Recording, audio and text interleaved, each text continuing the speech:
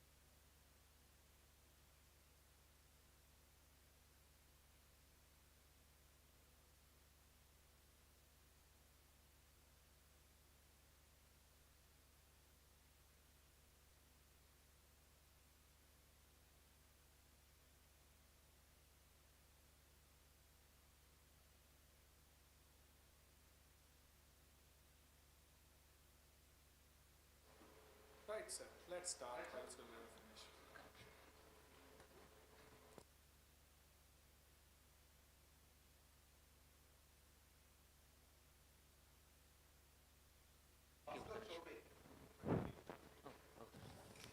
The chair of the Institute Analog Circuits and Image Sensors, he's in Germany.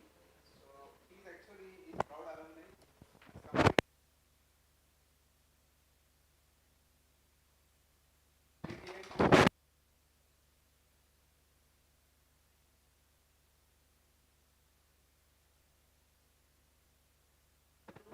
He has passed out from this institute and with the gold medal and the best outgoing student awards.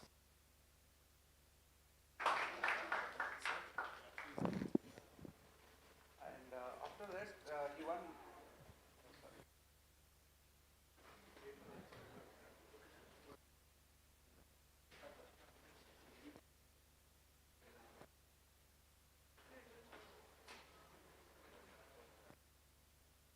So actually, he got Rhodes Scholarship. So with that Rhodes Scholarship is a very famous scholarship, fellowship that was. Hello, hello. Given to only just 5 students in whole India. Engineering and everything. Only the 5 students only got Rhodes Fellowship.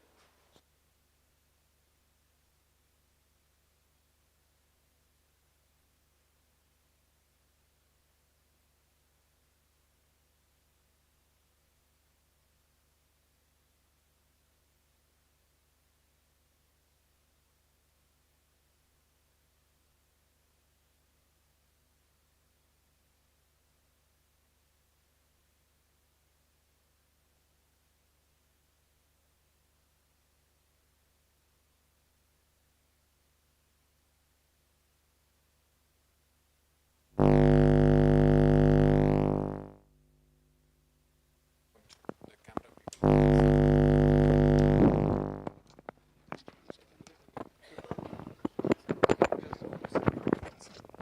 No, not that.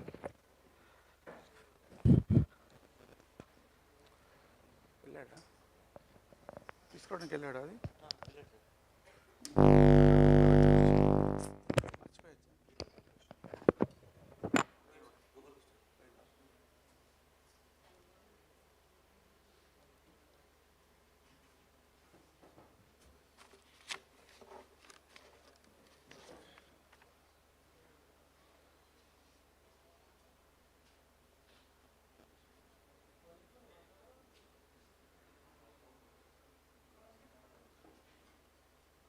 Well, we are still sitting here.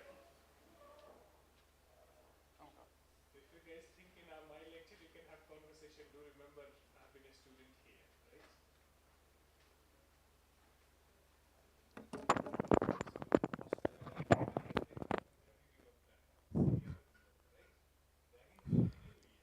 ragging no ragging sir no ragging at all in the campus now ragging is banned totally Hello. okay.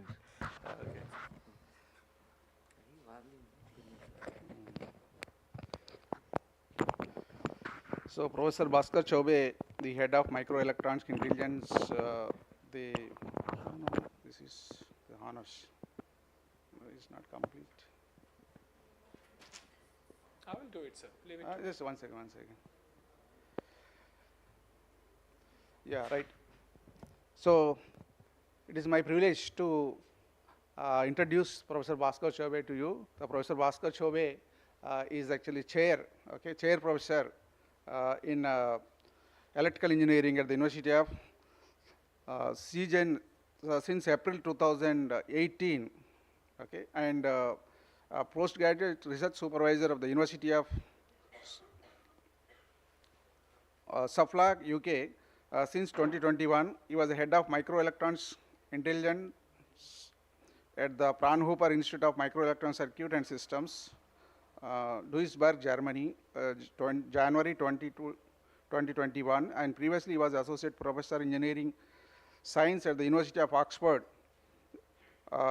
and a tutorial fellow at Somville College, Oxford from 2013 to 2018. And before he was a lecturer at the School of Engineering, University of Glasgow, UK, and that is 2009 to 2013. And during the period, he also served as a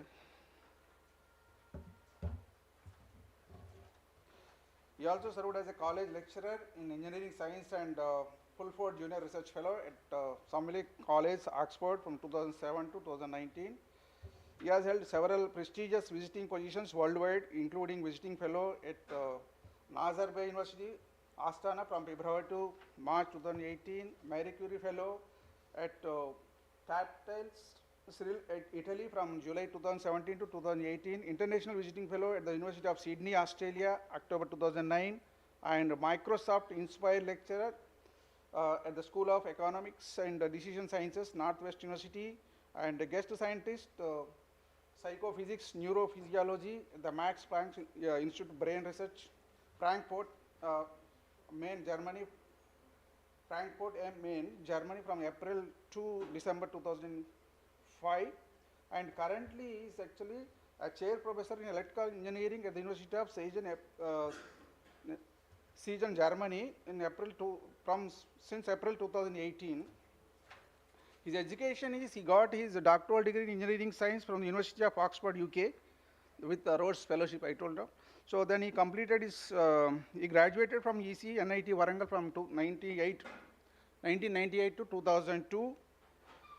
During his graduation, he received merit scholarship awarded to top 10% of the students, and award-winning final year outgoing student. And awards and honors, Professor Chaube has received numerous awards and honors, including IEEE Sensor Council Early Career Achievement Award, Gold Award in 2011, and he was winner of the Europe-wide Design Contest in 2008. He received AC Irvine Award, University of Oxford 2006. He received Research Student Award, Imaging Systems Group, Royal Photographic Society, London 2005. And he received D.H. Thomas Award, Institute of Electrical Engineers, London, UK 2005. So he received numerous scholarships and sponsorships like a Europractice, Hislicon sponsorship in 2021, Raymond Davis Scholarship, USA in 2006, Jagadish Bose National Science Talent Scholarship in India, 97 to 98. And is a professional membership. He is a senior member of IEEE, Fellow of the Higher Education Academy of UK, and Fellow of the Institute of Engineering and Technology, IET UK. And research funding process, he has secured multi-million euro research funding projects. So he is a PI, German Research Council, DFG, for 1-bit 3D imaging with funding euros of 721K during 24 to 27. That's currently it's going on. And he is a PI, Deputy Speaker and Bridge Professor for the German Research Council, DFG, for learning to sense DFG research unit with the funding of euros 3.3 million. With an individual share of euros 400K from 22 to 26, completed almost 25 research funding projects. And he is the editorial board member of IEEE Sensor Journal from 2015, the Frontier in Neuroscience, Neuromorphic Engineering from 2022, and IEEE Transactions and Circuits and Systems during 2013 to 15, and special issue on OXCOS. Analog integrated circuits and signal processing in 2017, and he has supervised almost 5 postdoctoral research assistants and 15 doctoral students and 15 master theses and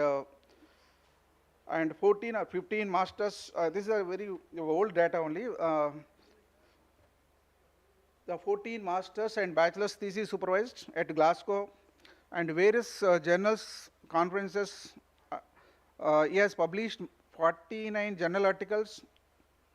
This is a little bit old number, so maybe it might be increased to more. So, and reviewed 35 peer-reviewed conference papers, delivered 43 invited lectures, and contributed to 5 book chapters, presented at 24 conferences, and holds 6 patents. He holds 6 patents. He has played a key role in major international collaborations, advisory roles, and research evaluations for organizations like a German Research Council, European Commission, and EPSRC. With a strong background in academia research, the Professor Chaube continues to contribute significant to advancements in electrical engineering and AI integrated sensing technologies. So thank you, Professor Chaube, Bhaskar Chaube, sorry. Thank you, Professor Bhaskar Chobe, for addressing our students in this occasion. So, I hand over mic to Bhaskar Chobe. So, next half an hour is going to talk on the career guidance, okay, and also maybe opportunities for higher education, okay, these things will be.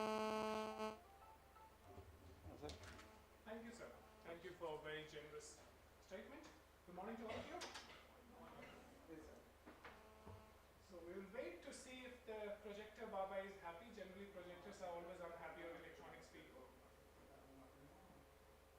Okay, seems to work.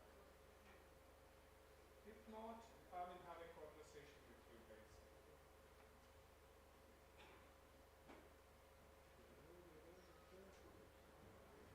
HDMI doesn't seem to work. VGA. No VGA, sir.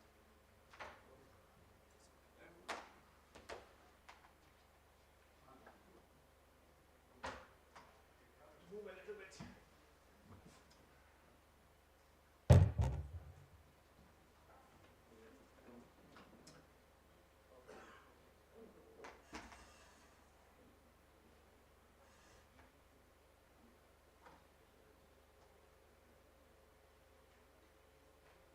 Okay, okay. So I thought before we start talking about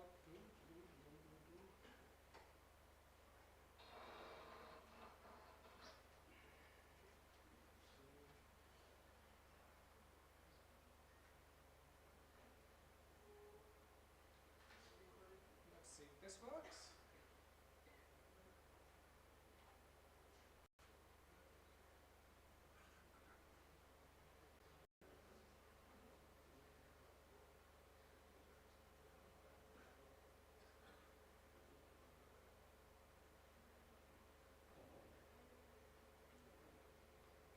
So I'm now doing the ultimate technical solution to every problem, which is restart the computer.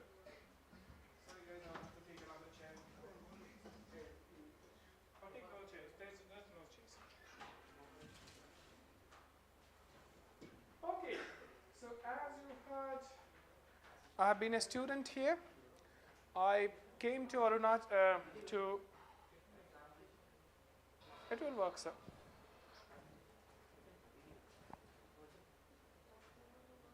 Okay.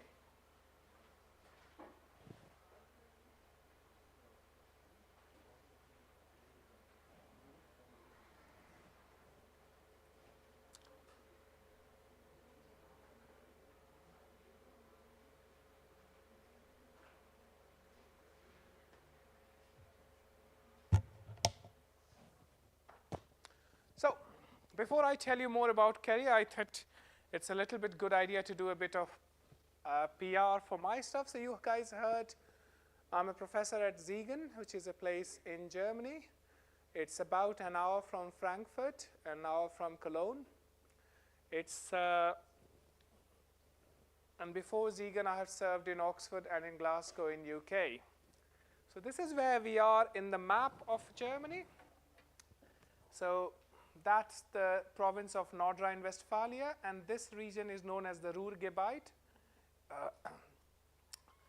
Düsseldorf, Dortmund. So this area has been the historic industrial heartland of Germany. Oh, do you want to talk for me? So if you want to talk, talk it safely so that I don't hear you guys, okay?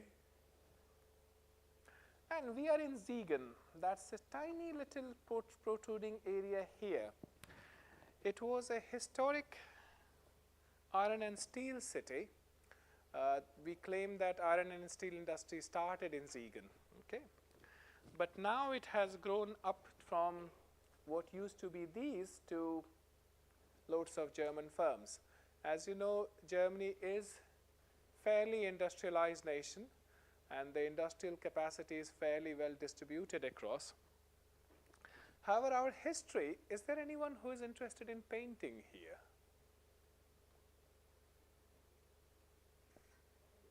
No one does painting, is it?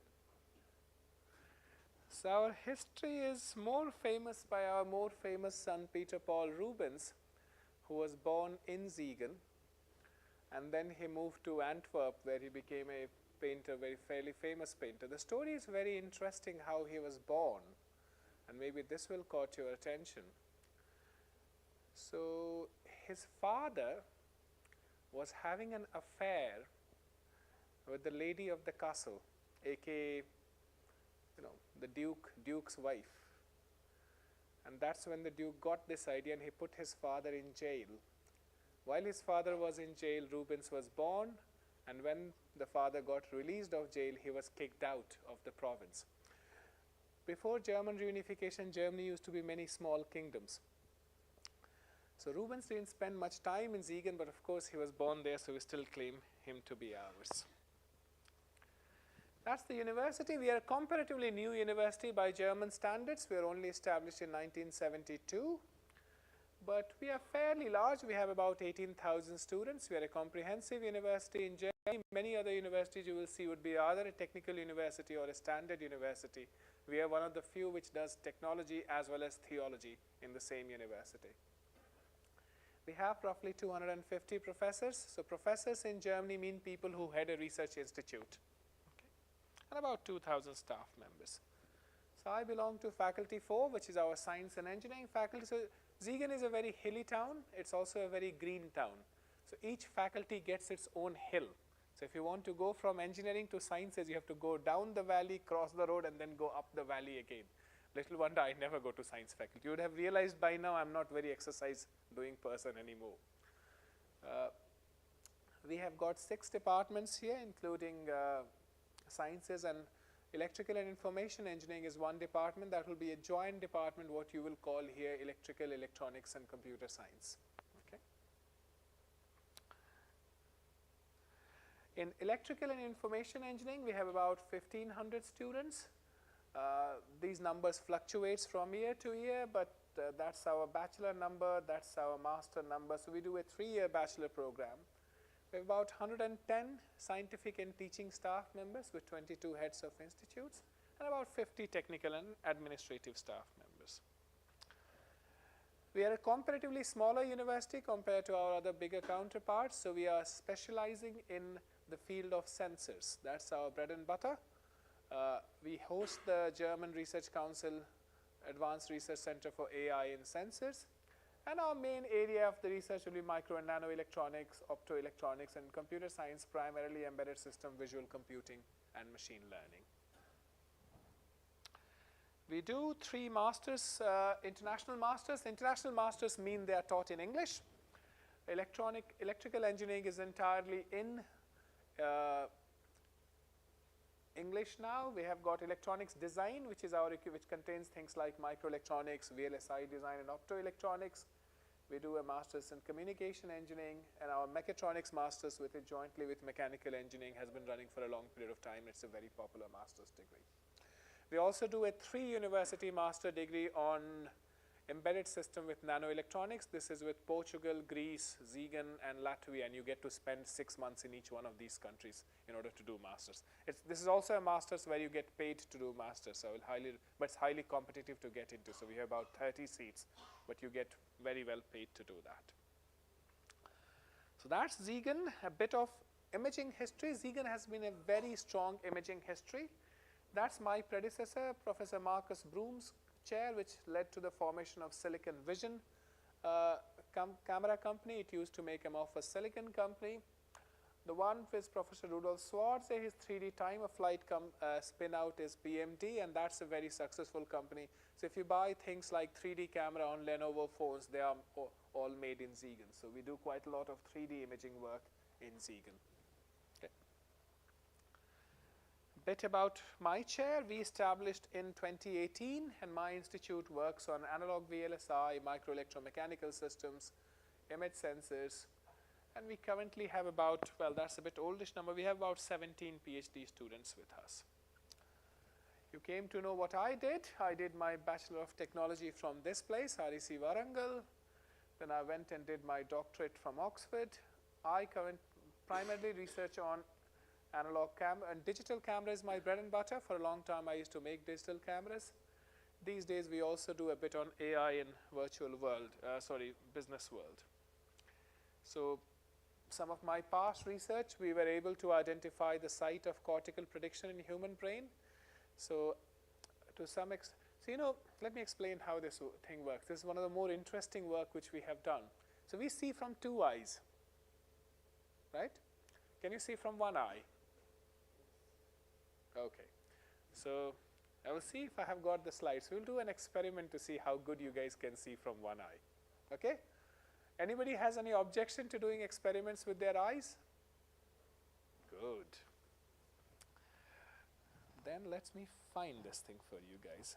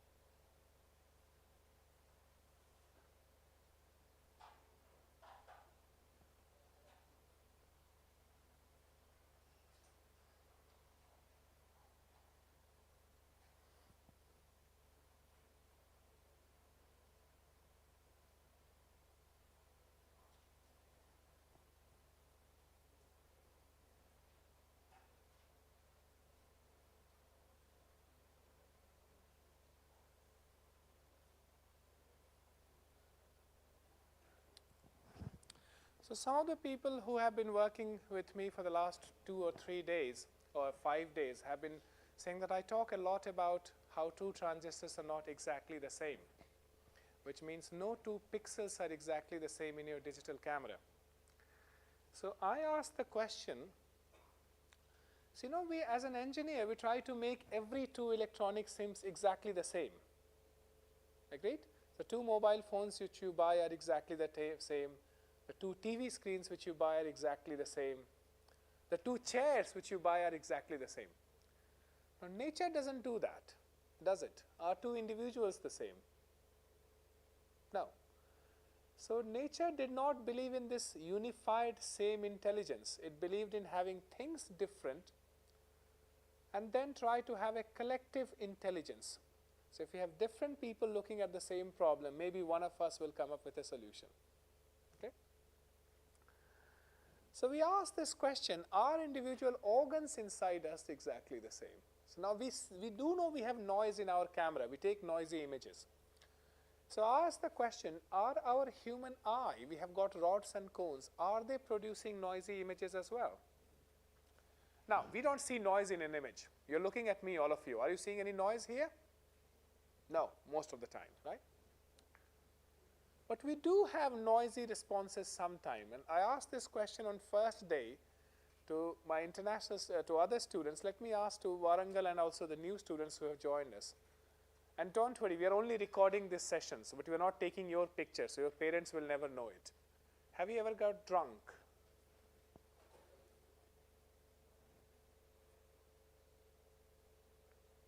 Some smiles say yes, but we are not going to tell you. What happens when you get drunk to your visibility?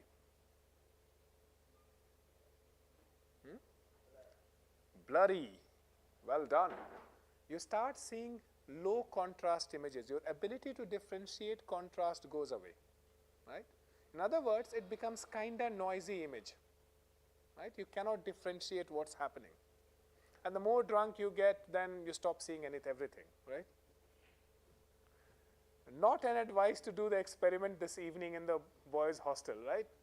Professor from Germany has said, do the experiment, let's buy some alcohol. It also happens on other things, things like when you get disease like Parkinson's or amblyopia, or God forbid people who have tried alcohol, drugs more than this thing. So something happens. So the question is this, our eyes haven't changed. Lens and rods haven't not changed, right? So most probably the image which we are taking is exactly the same as we did earlier. So what most, and we know alcohol doesn't reach our eye. Well, we think alcohol doesn't reach our, but it does reach our brain somehow. So most probably what is happening is we are taking a noisy image and our noise correction algorithm has failed. So I started looking on this problem and couldn't solve this problem.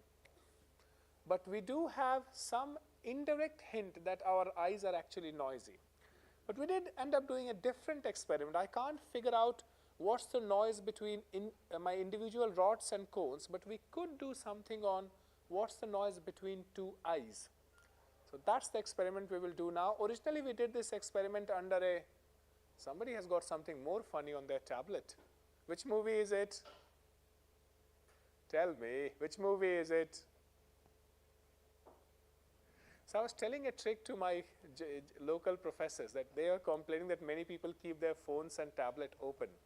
So my trick will be I'll just walk with my water bottle and pour it on you, and then let's see how good your tablet is. If it's good, it will survive. If it's not bad, then if it doesn't survive, then you get to be married immediately, right?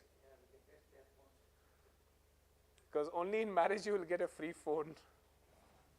Okay, let's do an experiment. Have a look at the, just have a look at the eye, the screen. Don't look anywhere else. Okay?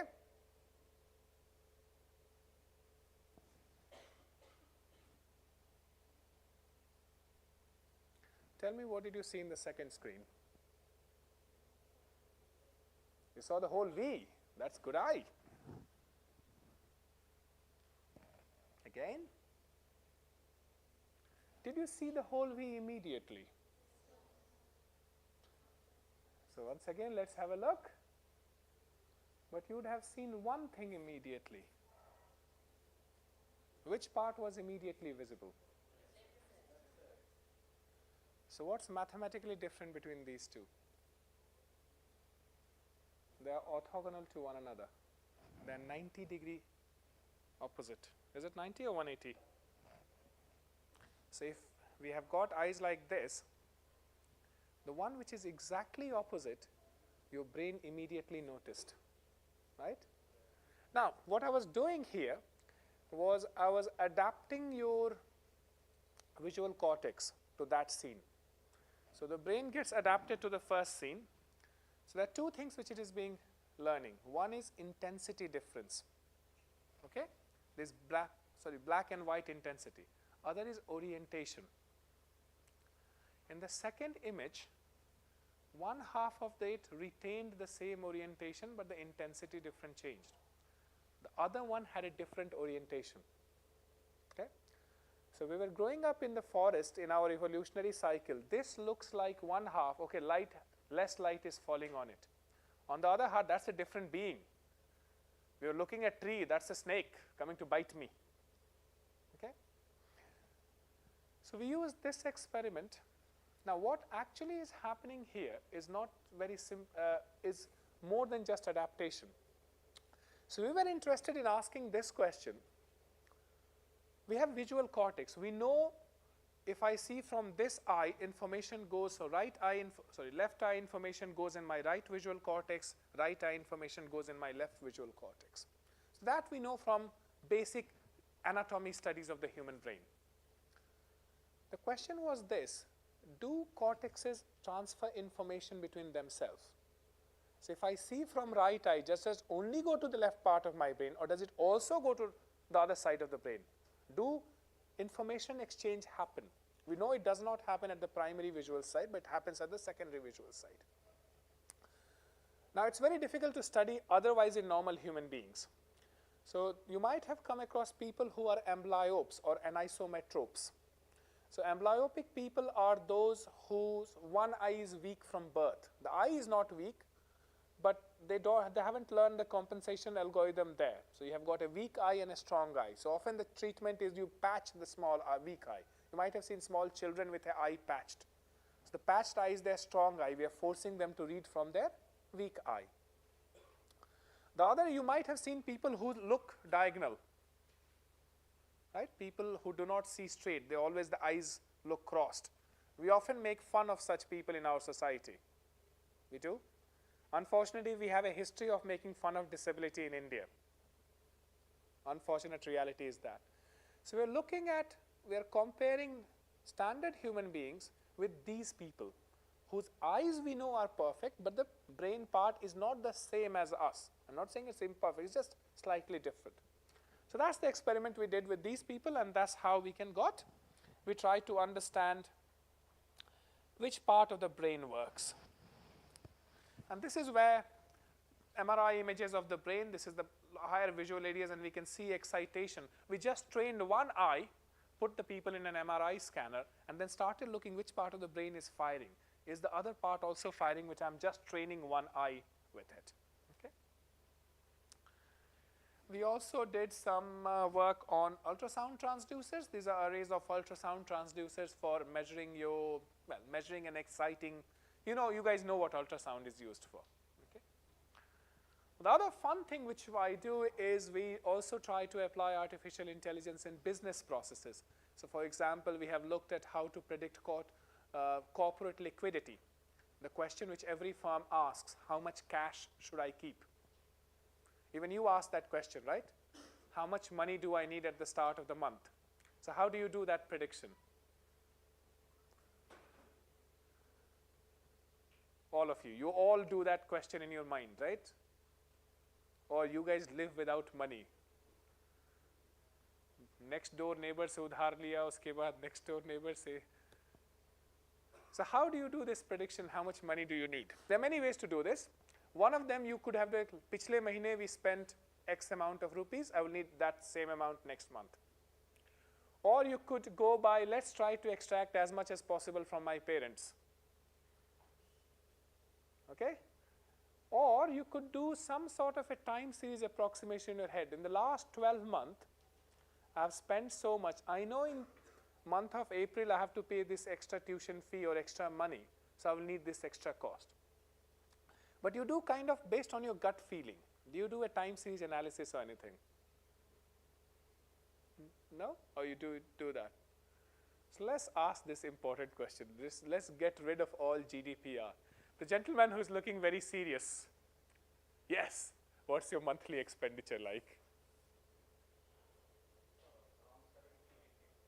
70? 7,000 to 8,000 rupees, okay? And you are living in a hostel here. Are Babu, sit. You don't have to stand. You need to stand in front of professors here. I've been a student here, and I'm still a student in my mind. Remember I talked to you about ragging and those things? Let's ask. You're a master's student, right? The gentleman with white T-shirt. What's your expenditure like? 3,000. And let's ask the lady here in the pink, the middle lady. Yes. What's 3,000? Let's get another number. Before we start blaming this guy that he's feeding too many people, the gentleman with the beard and a black T-shirt in the second row. Glasses. Yes, you. 5K. And next to you? Sorry? 20, do you say 22,000? 22,000 or 2,200? 20 to 50. 12,000 rupees to 15,000 rupees. Well done. You need to be friends with him. Let's also extend the question to the lady wearing blue T-shirt. 6K.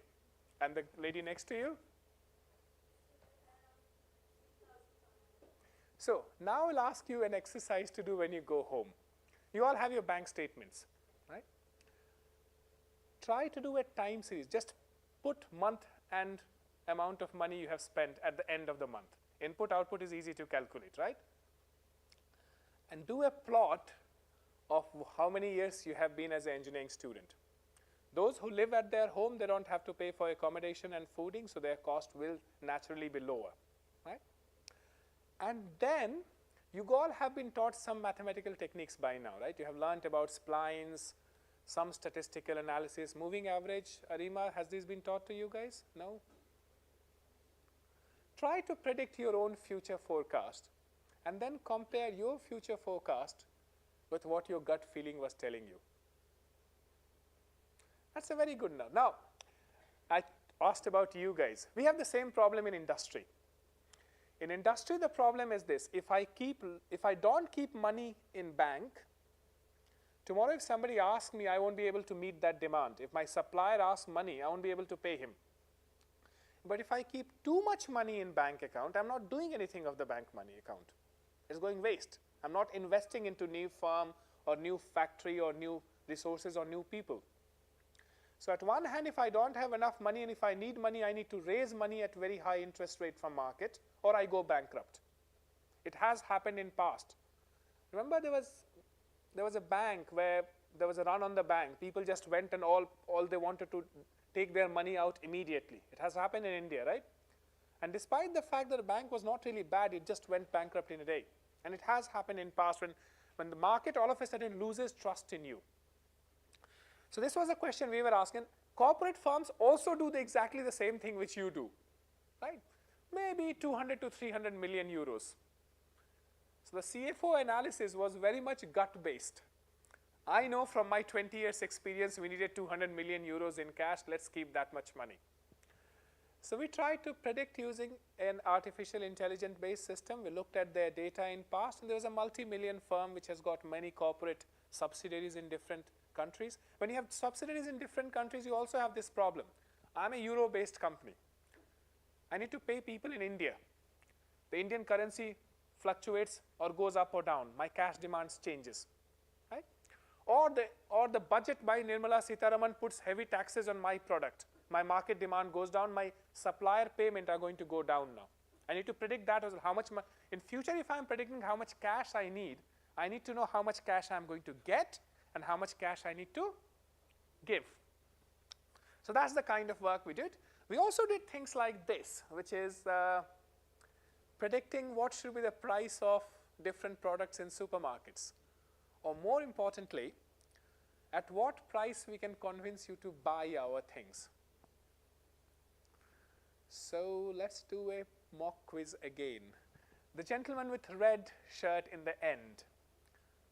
You, sir. Whenever you look in the backwards, I'm pointing at you. Okay? What would be something which you'll buy every week from supermarkets? Or you don't buy anything here? Snacks. Okay? And what would be something which you'll buy once a month?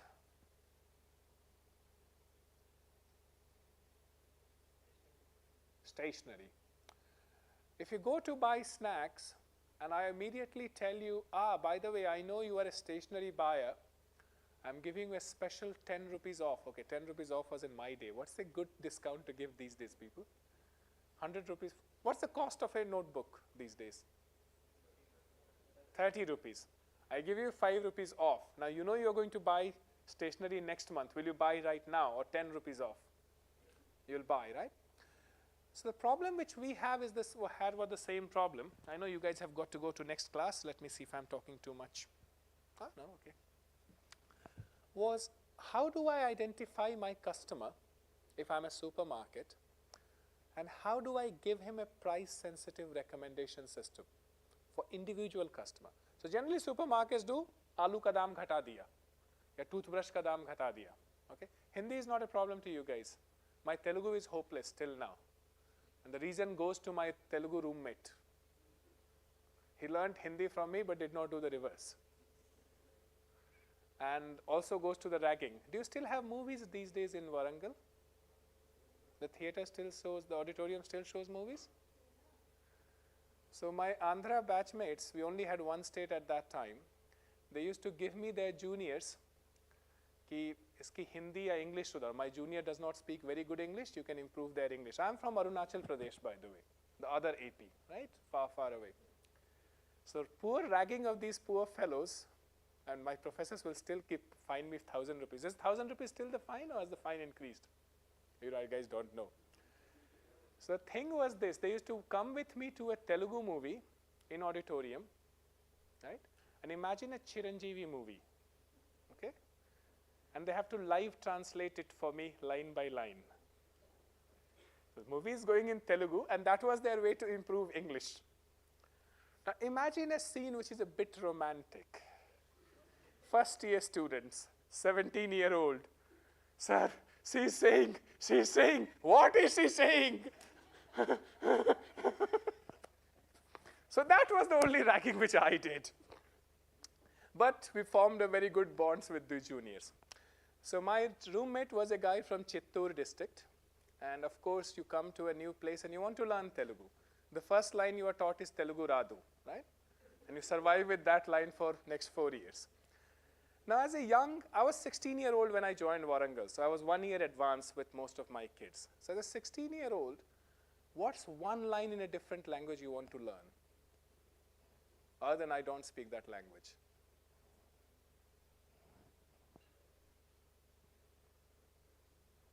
You want to learn how to say I love you. Right? Just in case jarurat pad gayi to. I'm knowing Warangal, that need will never come. But just in case it's needed. My roommate taught me Nenu Ninnu Chempistinanu. For 4 years, I imagined that was how you call I love you in Telugu. Now, those who speak Telugu know what it means, right? So thank God I didn't fell for a Telugu girl, because that would have been the end of me here in Warangal, right? My dead body would have been hanged in front of the girls' hostel. So that's the reason I did not learn Telugu. So this is why you'll not get many Telugu words from me, but Hindi will come frequently. So the question which we asked, this was done by Vinay Singh and others. This is a finance-related question. So wherein we asked, supermarkets sell a large number of products. Right? If you go to a large supermarket in Europe, or even here, if you go to a corner shop, it is selling everything from a pen to potato. Right? And it is selling quite a lot. And you think that shops will have a huge amount of data regarding their customer. Right? They do a lot of selling. If you go to a cloth shop, they sell many clothes in a day. Unfortunately, they have very little data to play with. Despite the fact you are selling so much and you are collecting so much data. This might look a bit surprising, right? Supermarket ka loyalty card hai? You guys have known this? Amazon se kharidte ho aap log? Now think of it this way. You go to a supermarket, you go to a cloth shop. Do you buy everything there? No. Do you give feedback on everything there? No. So from my shop perspective, you have only bought 5 out of 200 items I'm selling. The other customer has bought 2, and then you come back next day and you buy only 1 product. So if I create the spreadsheet of what you like, what you don't like, it's a very sparse spreadsheet. How do I know you have been buying Colgate toothpaste? Will you buy Patanjali or not? Maybe if you have started watching yoga lessons in the morning, which as engineering students you should never watch, right? Does anyone do yoga here? 1 person, 2 person. Does anyone do anything physically related? Football, anyone? Is it still alive in Warangal? So that was my ragging. So coming from Arunachal Pradesh, we had to play football. The idea was the institute football team should always be in the hand of Northeast people. So you like football or you don't like play football, you have to play football and be in the college team. Okay? So the motivation, the idea here is the shops have a huge amount of data, but it's very difficult to predict what each of my customer likes. The problem is very much like the Netflix problem. I have 5,000 movies with me. You have only watched 5 movies. Which one do I tell you to watch next? And once you have watched all the science fiction movies like me, what should I predict next to you? So this is the problem we have from supermarket as well. I have large number of products. Which one I think you will be interested in buying and at what price? So for this particular customer, how do I reduce my price to convince you to buy? And this is what we are looking at. So we looked at things like most people don't really care about potato prices or cucumber prices, but when it comes to savory bunch, there are people whom you reduce the price, they will buy it. Right? So each column is of an individual customer as to what's their price sensitivity to different things. And we could predict this using a similar algorithm. Professor has already told you what I have done over the years. I basically have made life miserable for many people. First my professors, then my PhD student. That's the only way you do research, right? The kind of research which I am doing right now, we used to make cameras. And I'll just give you one slide on the kind of work which I'm doing right now. I'll tell sir. Yeah. Okay, sir has just stopped talking about research. So I'll stop talking about research then. Great.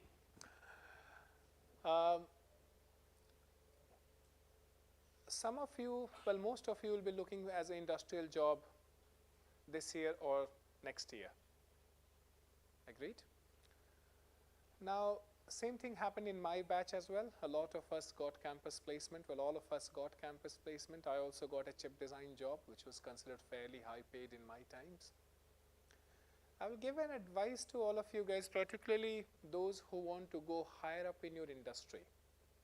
If you just want to be a design engineer earning up to ₹1 crore, then your life is okay. You don't need to work harder. Okay.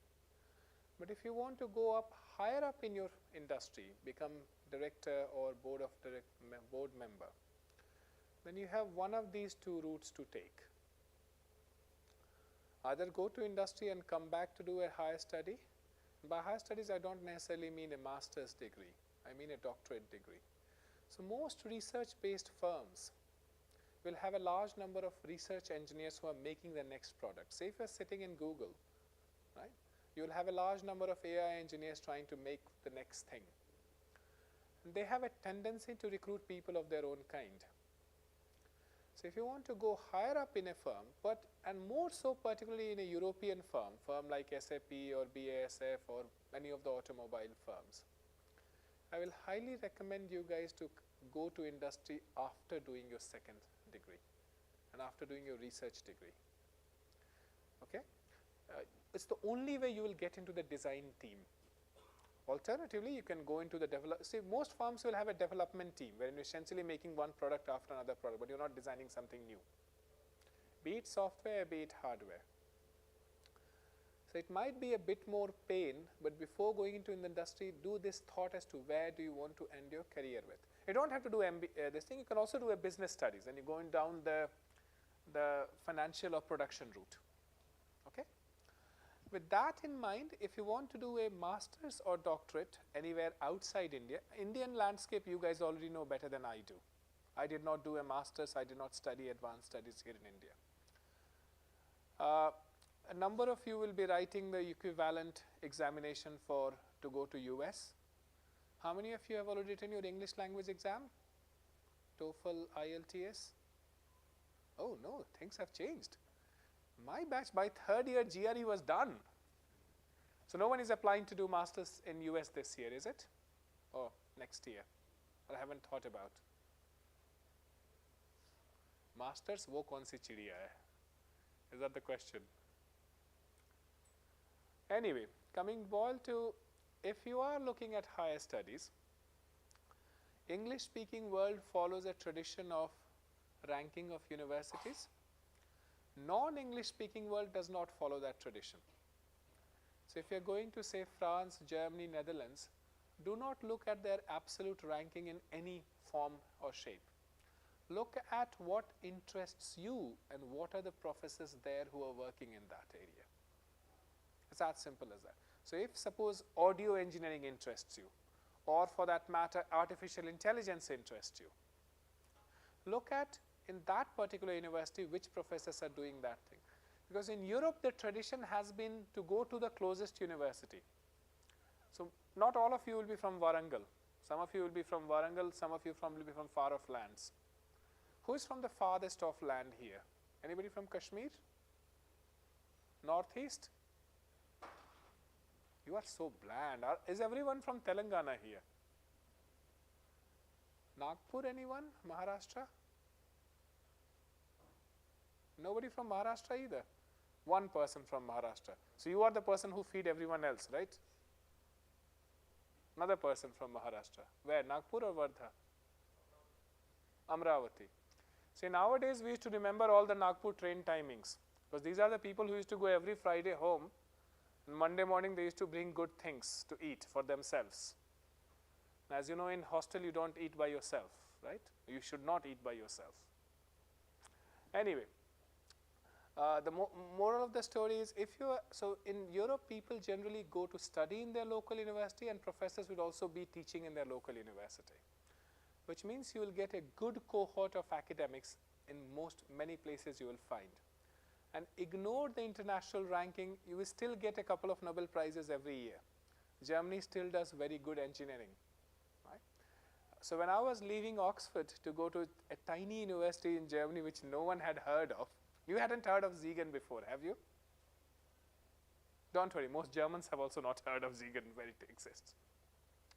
This was a question which I had to explain to my own family and my friends.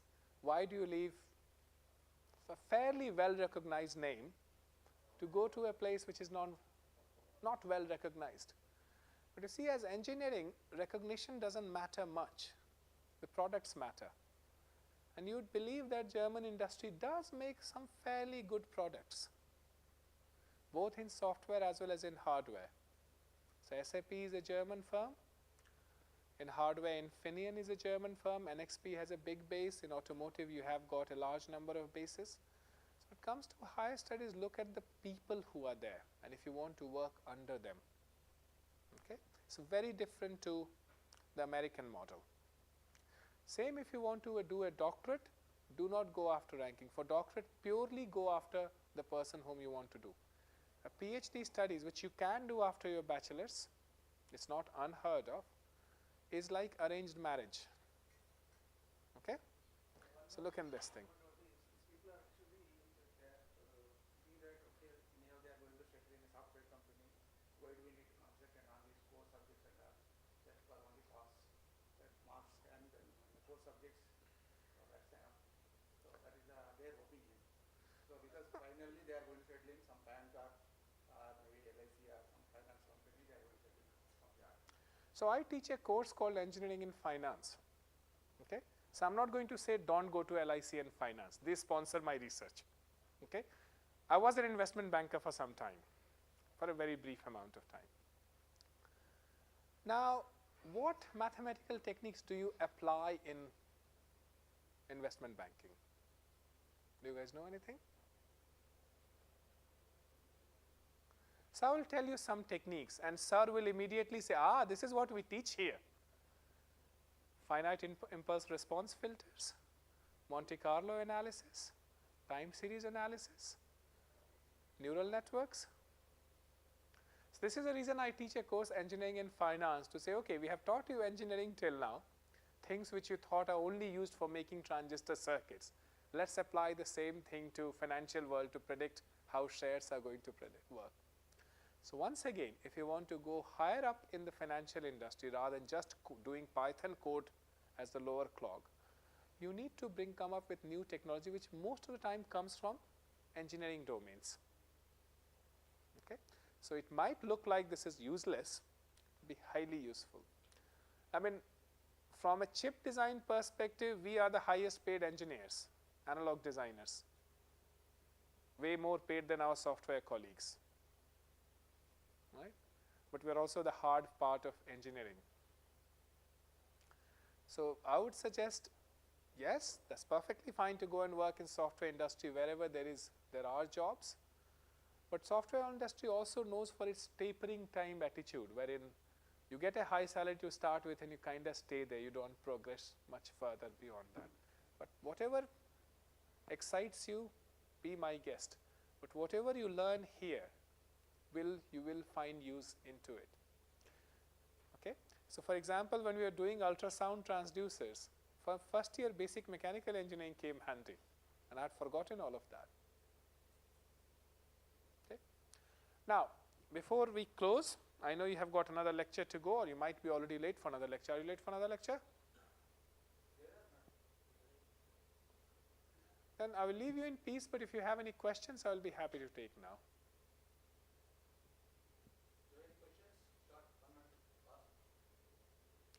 Leave us in freedom, sir. I would be sleeping in another lecture. Why should I ask questions to you?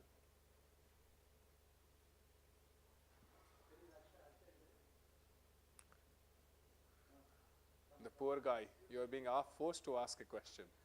No, I'm not. Actually, this year. Okay. The other poor guy. You are always in the line of site?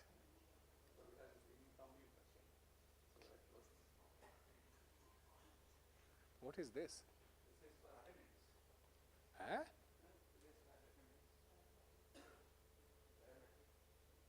Attendance is biometric now. No proxies.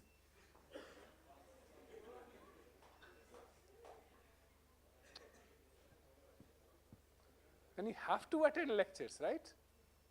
So you guys would have figured that thing now by, right? The eyes open, brain dead syndrome and the pen running syndrome. Do you do that or you don't do that? You can be honest to me, I'm one of the thieves here, right? Choro ke beech mein honesty chalti hai.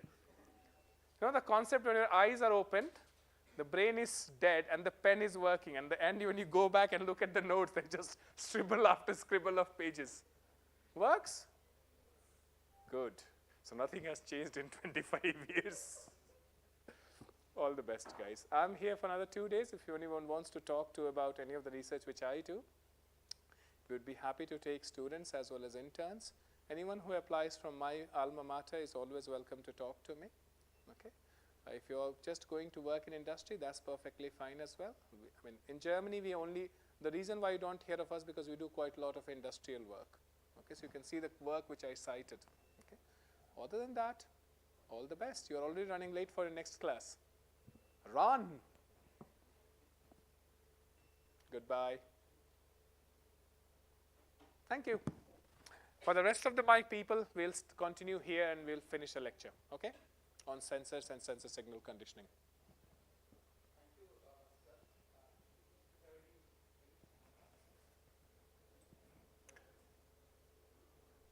Sir, they are Warangal students. We don't have questions. We are only asked questions.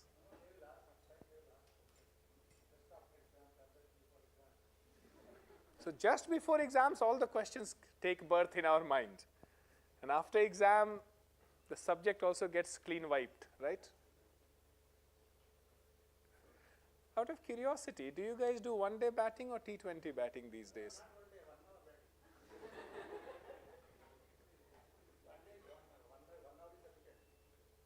So our generation was one-day batters. We didn't have T20 in our time, right? So we had to do the whole night of one-day batting. Goodie. Chalo. Off you guys go, then I can start talking more technical stuff to my regular kids.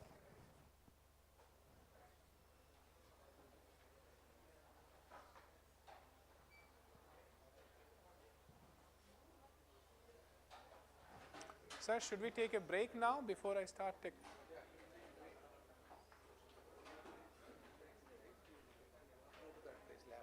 Lab only, sir? I think it's already 11 o'clock. What time does? Okay. Then we have. Okay, guys, we are taking a tea break. Not now? Let them go. Okay. We're not giving. No, okay. Let them go. Let them go. Run, run, run.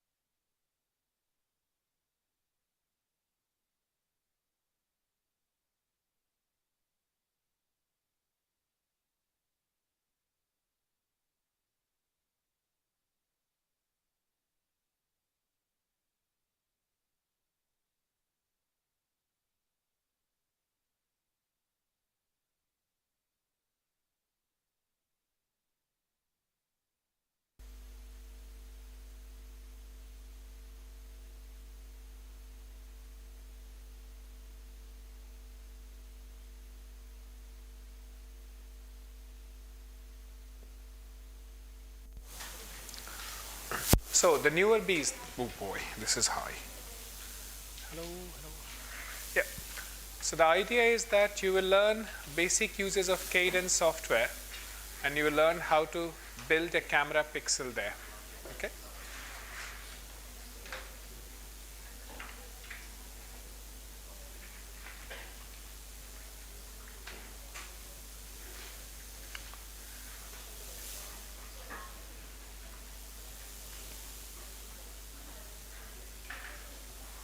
It's better we put in groups of 2 at least.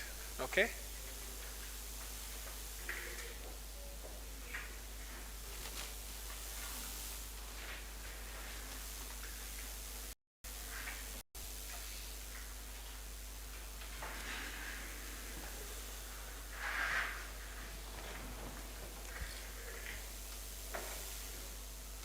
So quick people, we have about 2 hours to finish this lab before you will get hungry for lunch.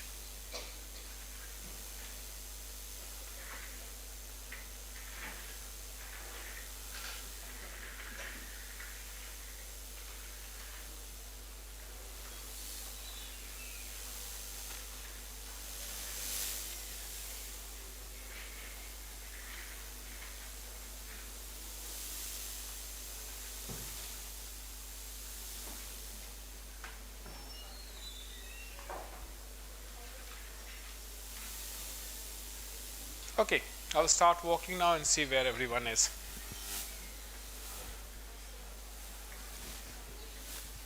Pull it out. It's not switching on. Where are you? You guys are just starting, is it? No, the computer is starting. So you have done the transistor schematic. Have you? Were you able to simulate it? Okay. And I will port the simulation code there as well.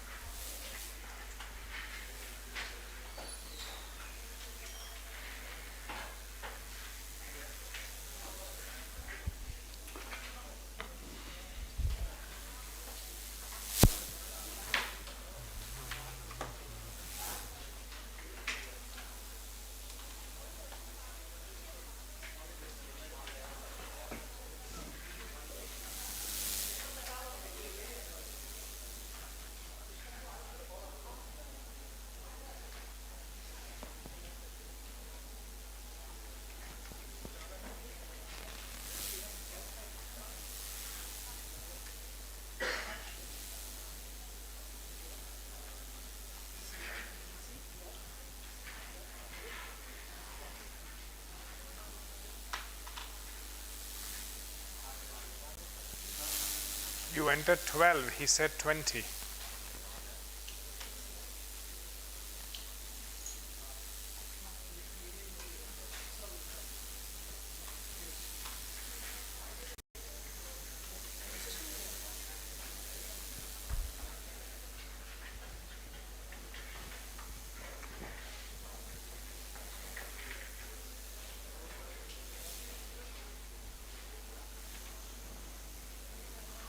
So where are we, guys? We have the circuit. Were you able to simulate it?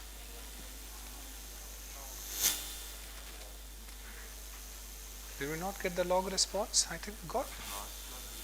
You got the response, right? Right? You got the logarithmic response. So now is the chance. If you now look at, have you got the manual here somewhere?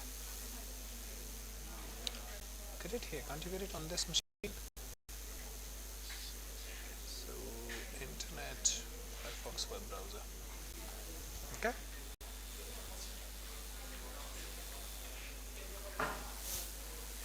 Sorry, it's a disaster, right? Can you log me in?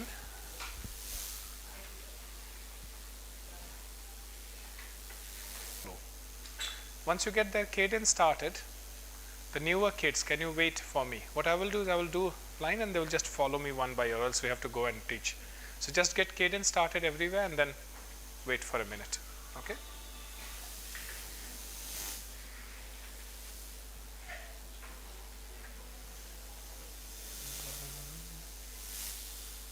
So are you guys doing it for the first time? Okay, then wait for a minute and everybody's cadence gets started I will do it on the board and you follow me, okay, on the machine, right?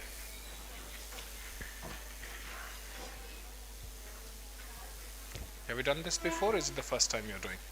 Okay, then just wait for a minute. So you haven't done all of it till now, right?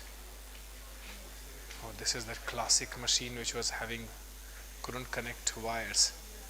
I think its C cell is somehow corrupted. Okay. Okay, if the cadence are doing it for the first time or you have done it before? You might have forgot. Now the reason why I said if for those who are doing for first time, let them stop. I will do on the board and they can follow me then, okay? So first timers, just wait for a minute till we start cadence on all your machines, and then what I will do is I will do the design on board and you follow me step by step, okay? That way I don't have to go and find help with everyone. So once your cadence gets started, just turn towards me, okay? Make it, okay, leave it where it is, fine.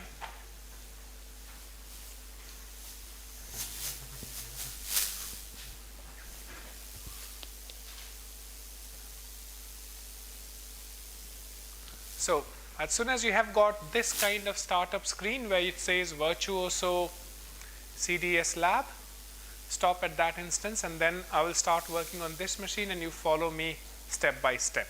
The manual is there to help you guys, but we only have 2 hours and I would like as much as possible to finish, and then we'll do some more work tomorrow if possible. Okay. Right, who is yet to start their cadence? Raise your hand so that we'll come and help you there. Everybody's cadence is up? Cadence is up? So you had cadence running just now a minute ago, right? This is the library, Babu. Why should we open the library? So don't open anything, okay? Better. It is new for the Linux. What degree are you doing? Which subject? You need to learn Linux. Okay? So the guys will come and just raise your hand, somebody will come and help you. Okay. Now all those who are electronic students, if you have a personal computer at home, do this. Install Linux. A, it's free. You don't have to pay for it, anything. B, installing Linux tells you half of the things to know about computers, right? And then C, most of the advanced softwares comes here. It doesn't get old either. I still have a Linux machine which I bought in 2005, and I still run it. It's still very safe, non-stop running, no problem. Okay. Can you also help them? They are stuck. They can't start cadence. Where is one machine left? This machine.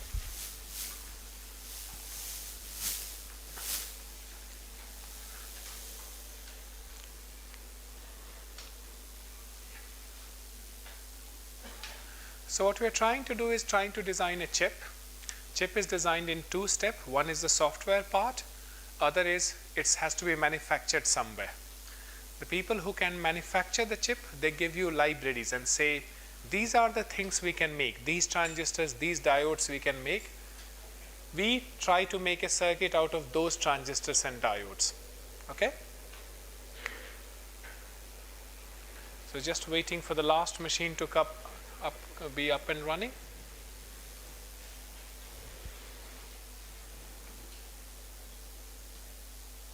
So I will move very fast on the screen. If you're not following me, stop me then and there. Raise your voice, say, Professor, stop. Okay? So that I want all of you guys to be on the same batch. What happened? It's not opening what? Not connected to server. Should we put them with somebody else in a group of 3 in the meanwhile?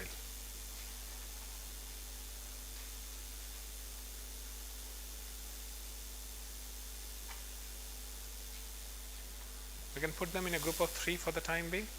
You are doing it for the first time, right? Can you join him? Okay. And to you,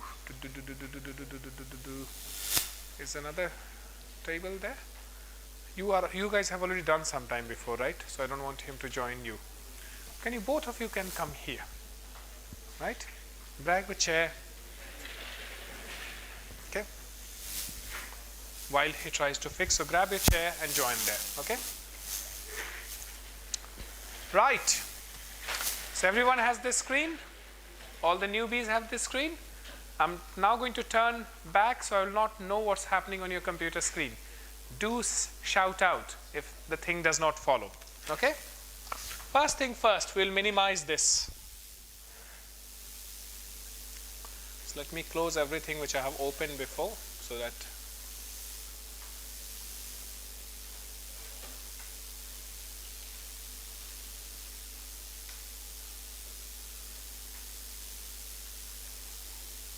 so click on the square button and make it small.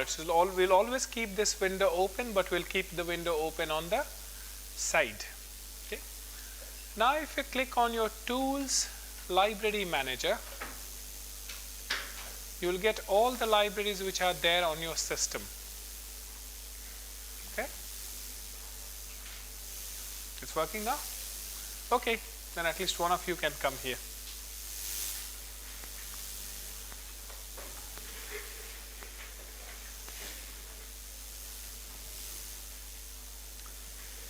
Alright, all of you can see your Tools and Library Manager. Now here there is a special library. If you see, the first column lists all the libraries, the second column lists all the cells which are there, and the third column lists all the different views of the same cell which are there. To give you an example, let's select UMC18 CMOS library. Okay, so if you select here, its name would be UMC_18_CMOS. It may not be exactly at this location, but the name will exactly be the same. Okay? And there, let's select this transistor N_33_mm. Now you have got many views. Let's open each one of these views, or as many as possible, and let's see what it means. So we have a symbol view, which basically says how does a transistor look like, the symbol of the transistor. We have a layout view, which essentially traces how does the top view of a transistor looks like.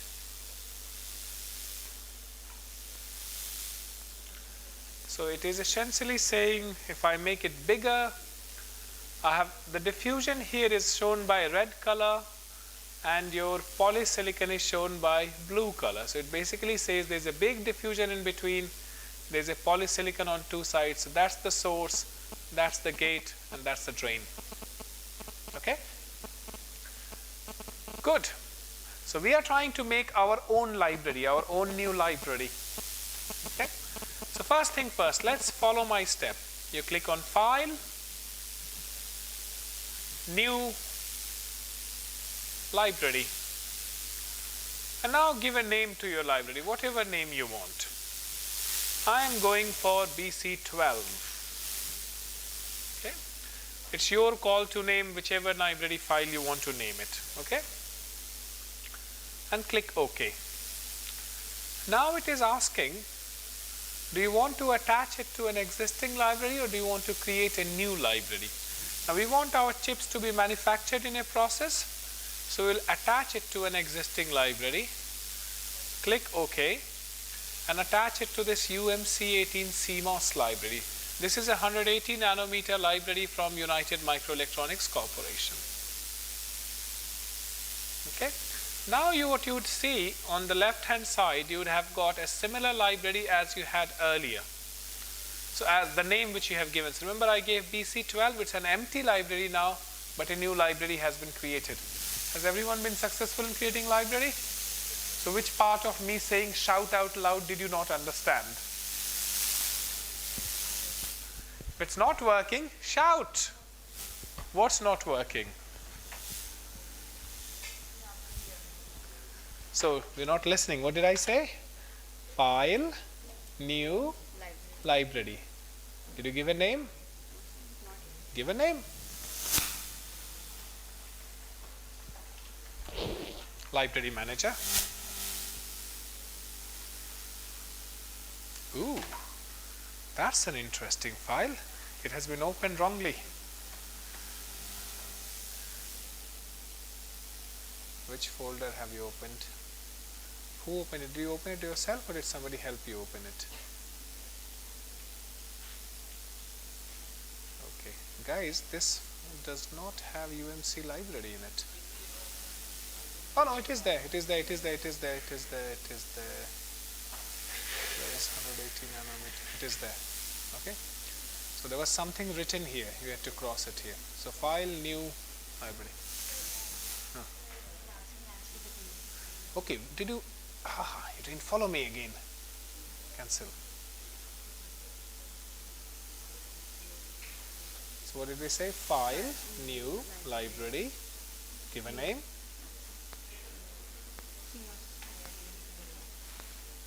CMOS is not a good name. Give your name so that we can delete the file after you're done. And then I said attach to an existing library and then select UMC 18. Okay? Got. What happened? Huh? What are they guys? So these guys, you guys have anyway done this part, right? So I can continue.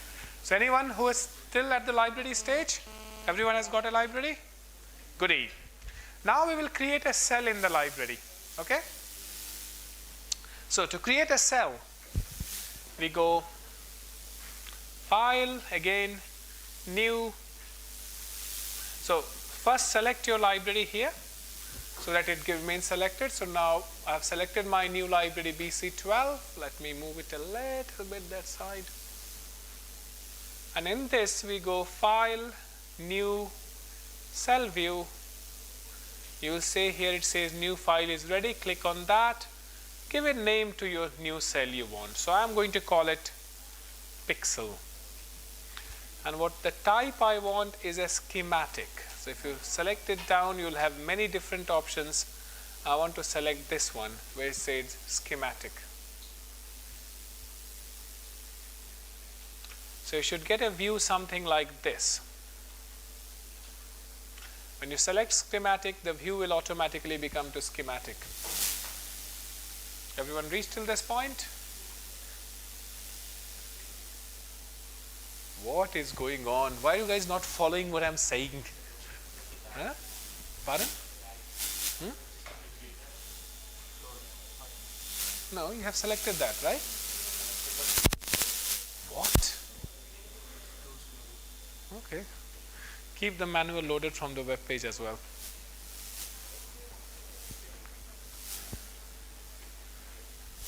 What did you do?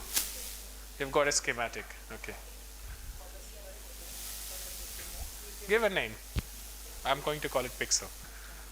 Are different machines running at different speed? No, that machine seems to be problematic. Okay, because they, I think, managed to. What happened, guys? Did it shut down by itself?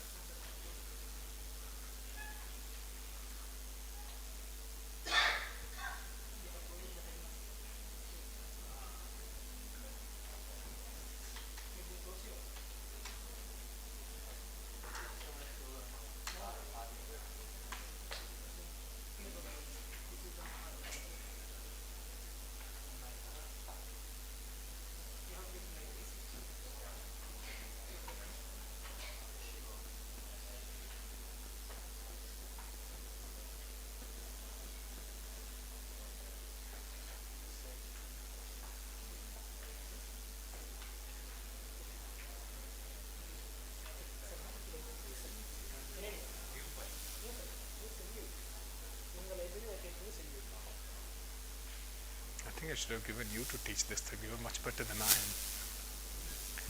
Right. Okay.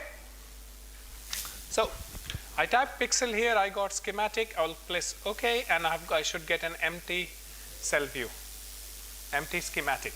Now let's start putting some transistors in it. We wanted to make a log pixel. So to do that, there are many ways. You can either press I on your keyboard, or you can go and select this term here. So I is for instance. You can either click on that or you can click I, and if you click I, you should get an add instance window, something like this. Okay. Now we want to select transistors which have been given to us by the foundry. We don't want to create our own transistors. So we select the library to be the UMC18 CMOS library, and we want to select the transistor.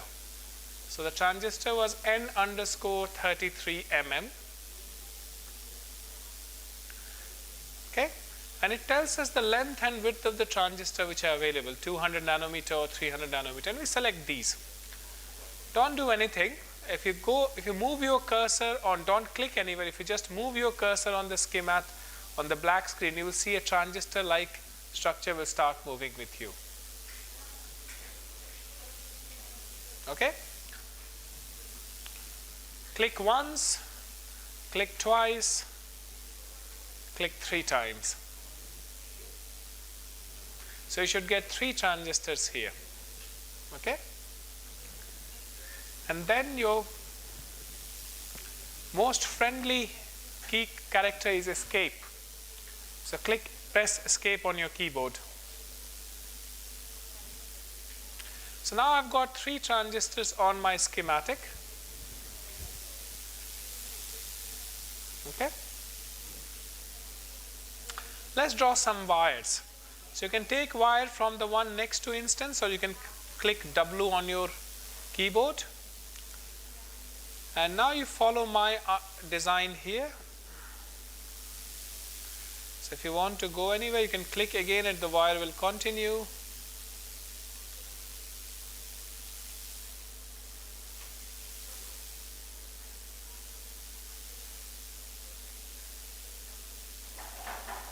And if you want to stop a wire, say from here, start a wire and double click, and the wire stops there.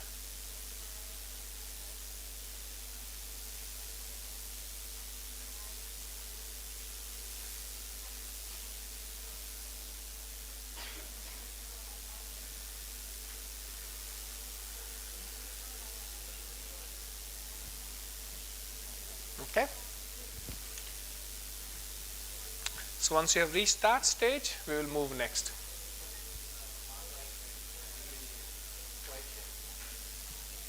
Fine, as long as you can connect the last terminal to this terminal.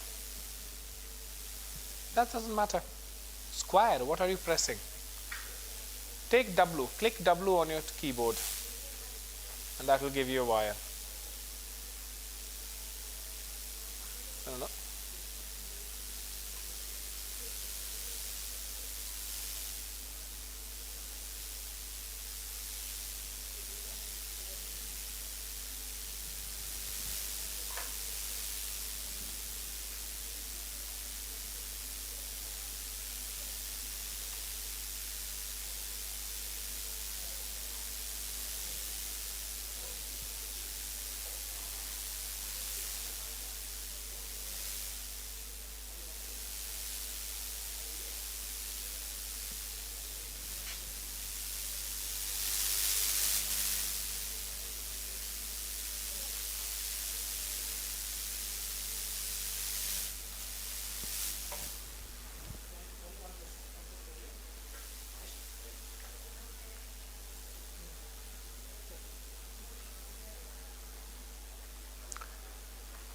Okay, good.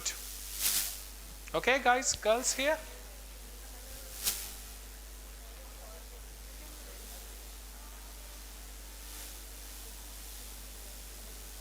I should have learned better Telugu. I could teach this thing in Telugu better.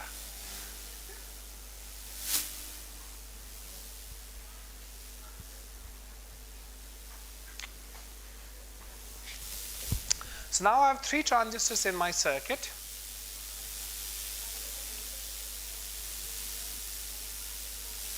And if you want to draw wire again,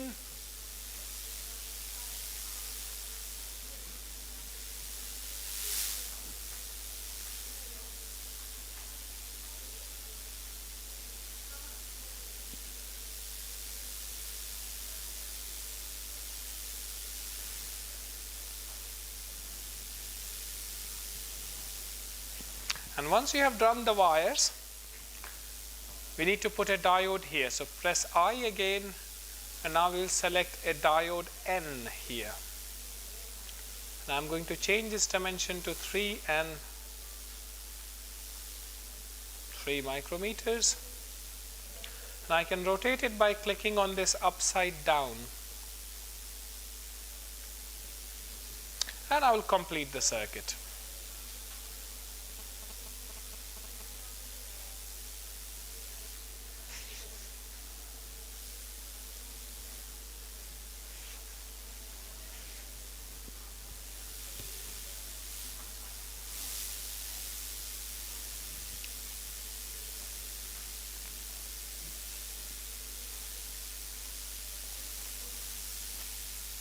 Diode N, look at the name. So it has a, look there, everything starts with diode, right? So click on that. Click on that again. Select here and select diode N. There you go. Now rotate it upside down. So click on upside down and it will rotate it. Okay?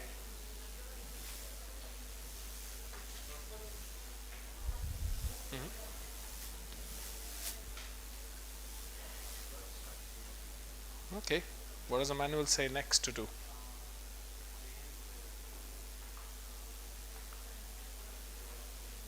No, not VR, not at this stage. There's something before that. Read. Don't go VR immediately. Oh, even above that, even above that, even above that, even above that, even above that. Yes, so you started with that. Disconnect. So you got these things, right?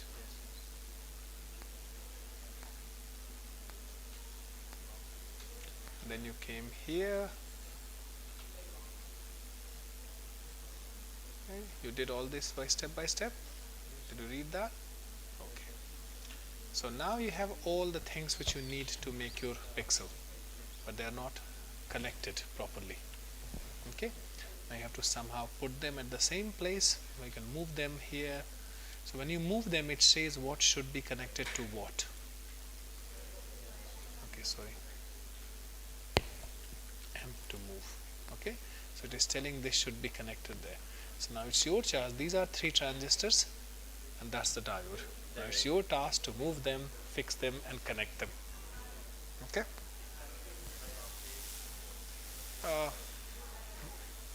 It might need, if there's already a metal there, you can just connect metal to metal. If there's no metal, then you have to create a V. So for example, look here. So do this, click on used, and then see, is metal 1 already there? Okay. Right? So there's already metal there. So if you have to connect that terminal, you have to connect from there to here, just draw a metal 1 wire. Okay? Okay guys, so everyone has a transistor and diode here? Yes? Good. Now any electrical circuitry will need some power supply and ground. So let's give some power supply and ground. Okay? So we select again I. This time we take from analog lib.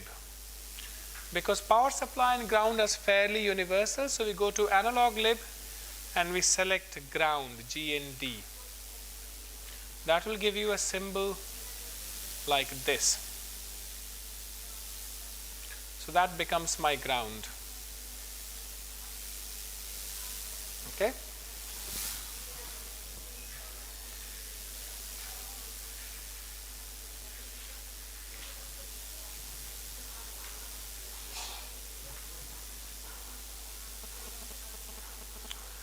And now I'm going to connect my ground to these terminals. So rather than drawing long wires, all I can do is I can label these wires as ground.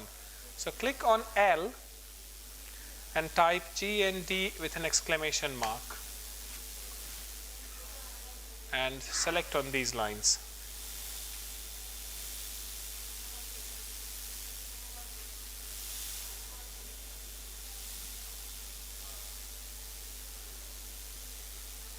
sorry.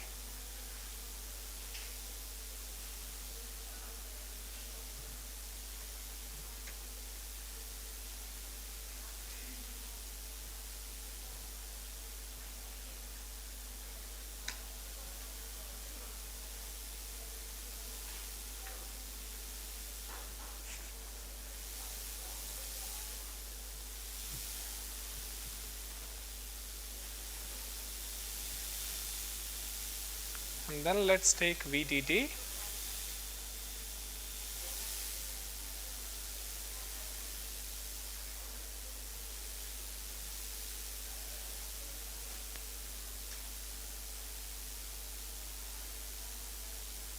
And give some power supply to this. So this time a VDC.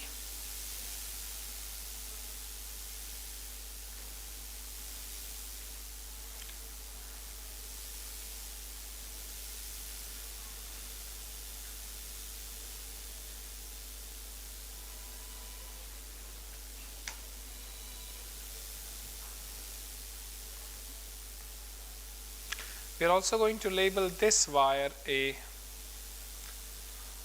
VDD line.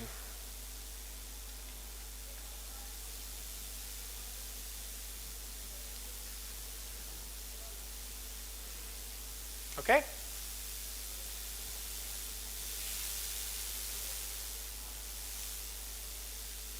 And finally, I need some, so I'm trying to simulate a pixel, so I need some current sources to mimic the effect of the light. So I will now get a DC current source, give it a name of photo, and connect it in parallel to my diode. And once I have placed it there, I will connect it so that it becomes parallel to my diode. And similarly, I can copy and paste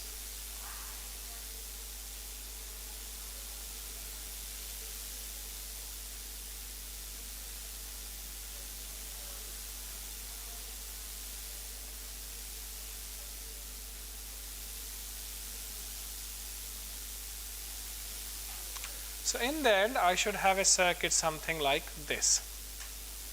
I'm just making it a little bit shorter so that we can all visualize it.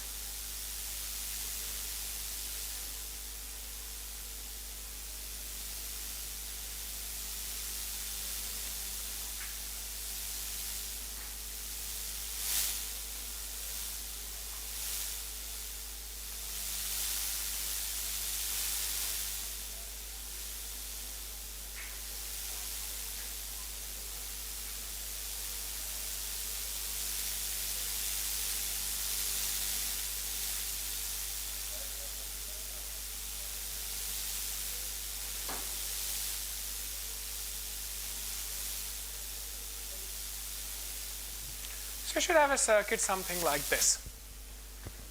Now this might take some time, so I will stop here before we start doing simulations. And I will come and help you. Where are we?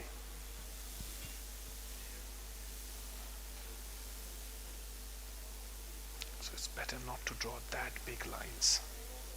You know why?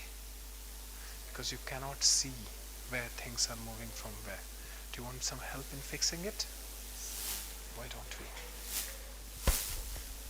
So if you want to move something, just select that, press escape, select that, M, and this will move. Okay?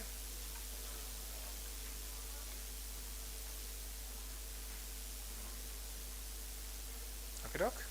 And you don't need to just type again ground here. So because ground is a global signal, okay? So everyone can access ground anywhere they want. So we just draw a small line, click on L, and we label it as ground exclamation mark. Okay? Put it here, done. That automatically gets connected to this ground. That has also become ground. You can also draw it like that. That's not wrong. It's just a bit longish.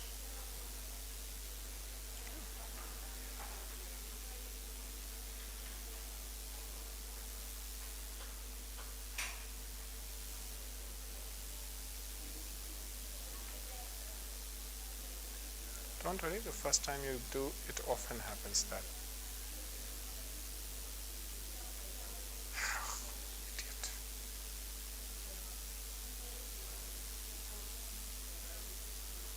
Better looking? Still not the best?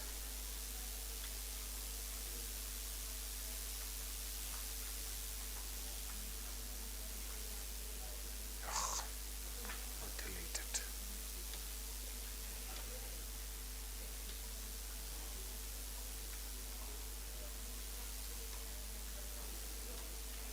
Sometimes it's easier to delete and then redraw than keep on playing with this.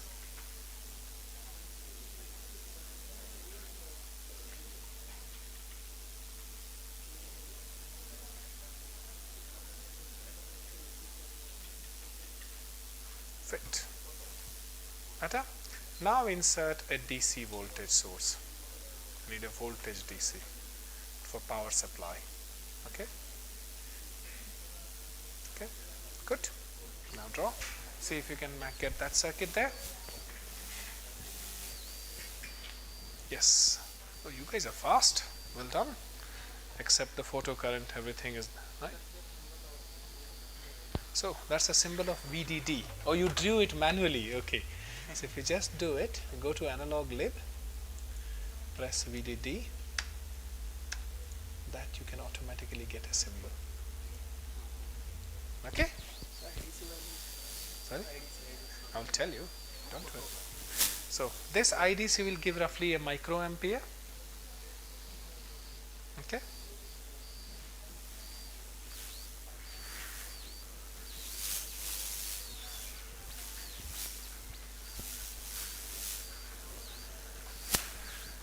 What's happening here?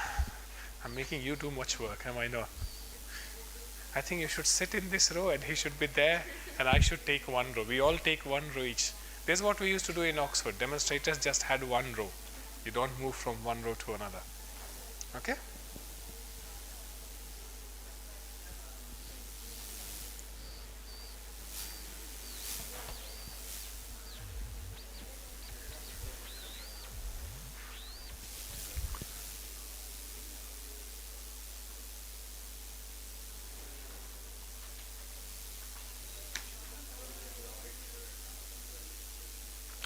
So after you have done everything, don't forget to press on this save button, check and save, which checks that there are no errors in your schematic.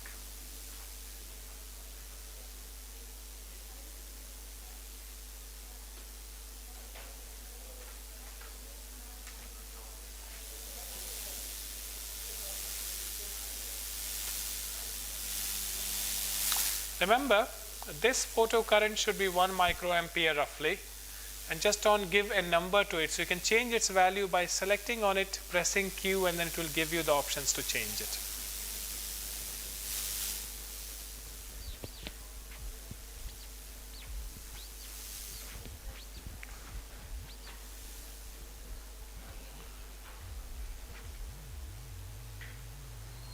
It's too small. That's why it's not taking.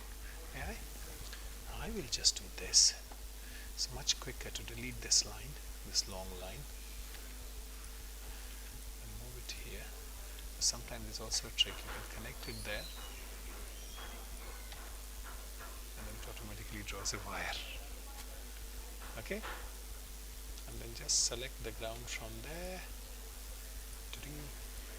Okay.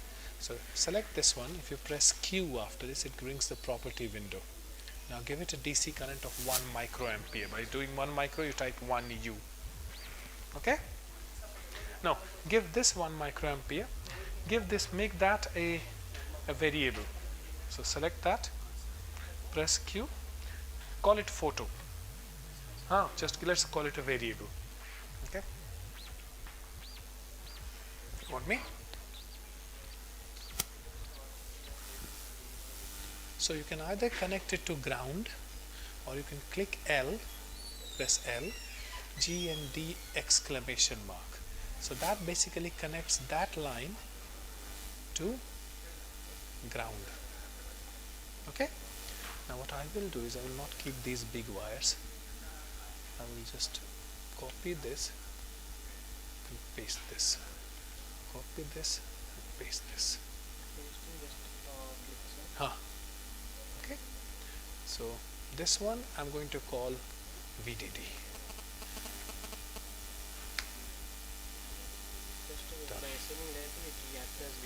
Yeah. But VDD, so there's already a global VDD here. You see this one, right? So this automatically connects to that. This exclamation mark says it's a global signal. Now this should be a current source, not a voltage source. Okay, it's light going to fall on it, and we give it a, and we call it a value of photo. Okay. And then we also need, and this also should be a current source. So I can manually just change it from here. This one we give a value of 1 micro. Done. You need to give a value of 3.3 volt there.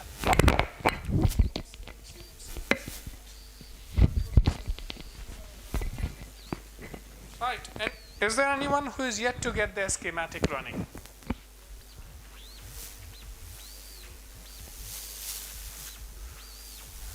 Happy? 2 long wires. Can we make them short? Why do you think we don't like long wires? It's very difficult to visualize if there is an error anywhere, right? Yeah. No, the cost is not a problem. We're not making them. This is just a schematic. Now we give certain value to these. So press Q and give it a current of 1 microampere. Okay? DC current. This is a DC voltage. We give a voltage of 3.3 volts. And this is another one, and we give a current. So this one we'll call something. So let's call it photo. Okay? That's it. No, that's a current which we are going to simulate with, which we are going to check as the current changes, what happens to the rest of the circuit. Okay? So that rest all we are fixing. This is the one which we are going to change in simulation. That will be the next stage. Okay?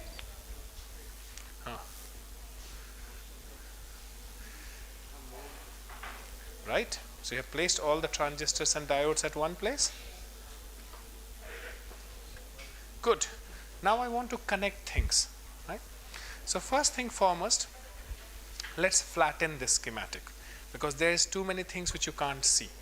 So to see things, to remove things, you select, so you don't want to see the symbol layer. Right? Take your cursor there and press the middle button. It automatically removes that so that it becomes a bit more interesting to see. Okay? Now it's more easier to see, isn't it? So now we know we have got all these things. Right? So you know what needs to be connected to what?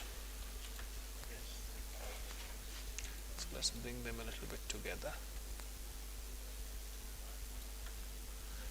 Which one is which transistor?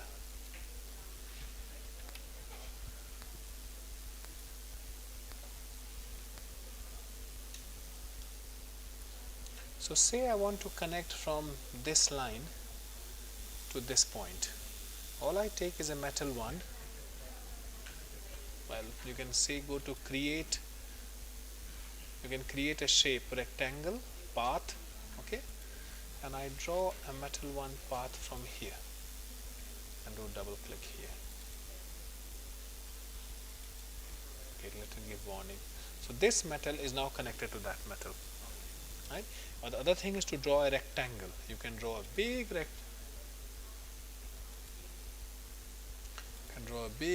sorry. So you can draw a rectangle as big as you want. If there's metal already there, these two will short the metal. But not only metal, you can also draw a rectangle with poly. Say I want to draw a poly rectangle from here to here. I want to short these two gates. Okay? It's polysilicon. It's a conductor made of silicon. Okay? It's a polycrystalline silicon.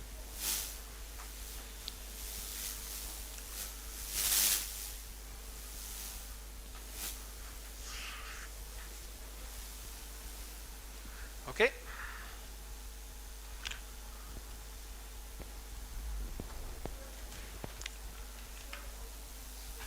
Sorry? Again. Instance. And analog lib, well, you have got VDD there. What kind of source do you want? Current? Current. So why don't we go down and see if there is a current. Current will be I. This I source is So don't go I source, just take IDC. I source gives you all types of yes, currents. all types of current. Let's just select IDC. You'll also need a VDC for power supply. So we can change it from here to VDC. Okay? And in order to make it global,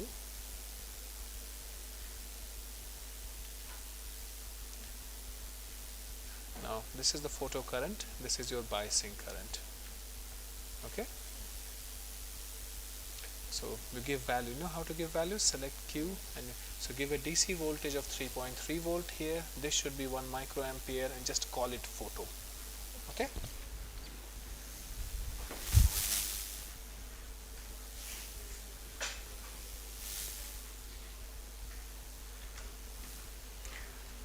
Yes. So things which are missing. Yes, everything is there, except we have not given them this a certain value. So this is a DC voltage source, right? It needs to have some voltage. So you press Q, give it a DC voltage of 3.3 volt. This is a 3.3 volt technology. So we just give 3.3, done. Okay? This DC bias current, how much I said we will give? 1 micro. Done. And this one I am going to vary. Okay? So I am going to call this photo. Okay? Done? Okay. Any luck here?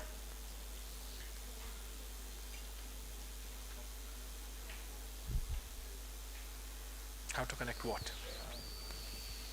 So what needs to be connected to what? That you need to first figure out. So which one are you going to connect where? So which, so you know what this is? That's source, gate, drain. Okay, so gate is in polysilicon, source and drain have come out in metal one. Okay, so if you look at your schematic, where is your schematic? You can say the drain of the source of this transistor is connected to gate of this transistor. Okay, the source of this transistor is connected to drain of this transistor. So we can now start placing them. We can now start drawing wires from here to here or from wherever to where. Make sense? Yes. Try. If it doesn't work, I will keep last 10 minutes to work with you guys. We'll make it work. Okay? Okay, everyone ready at this stage? Should we start simulating the circuit? So let's just cross check. Your DC voltage is at 3.3 volt.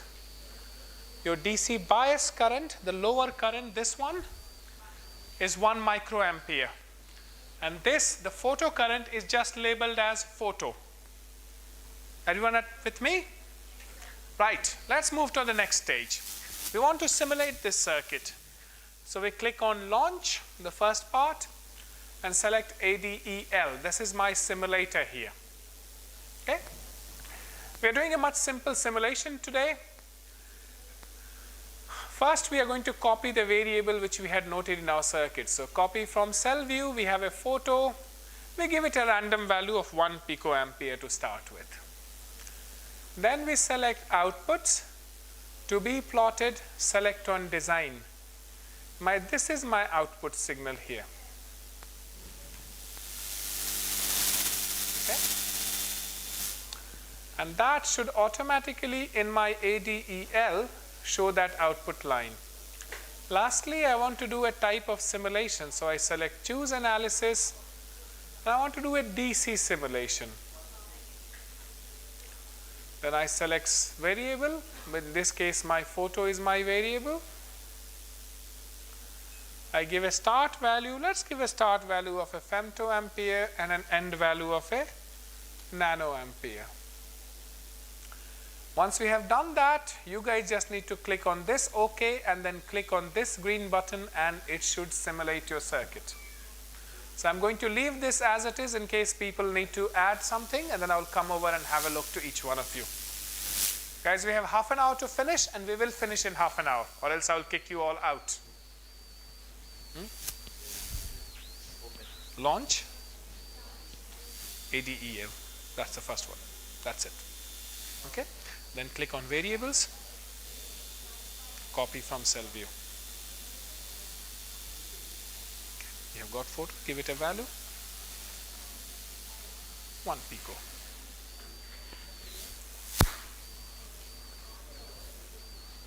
There. Now first you need to say what you, something has happened wrong. So we have got a voltage and a mu. So you have written 3.3 volt, right? It is automatic. If you don't write anything, it automatically gives the units. Okay, if you write V, it thinks V is a variable. That's 1 mu. Where else have got?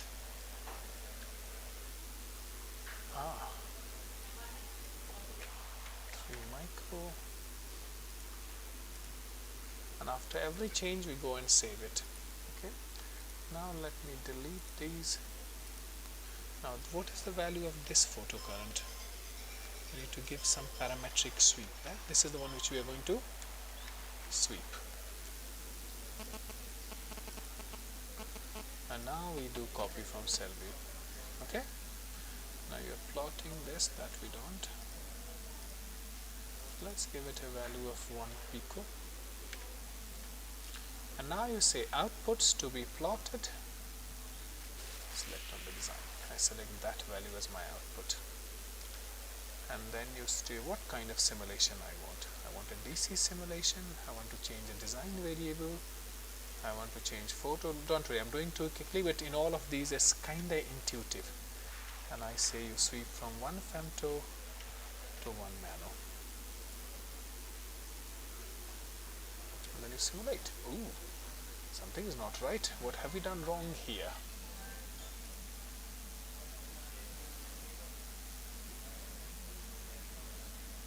You don't need to draw this big wire. You could have just called it VDD-I. VDD is also a global signal. Okay, let me see what I have gone wrong here.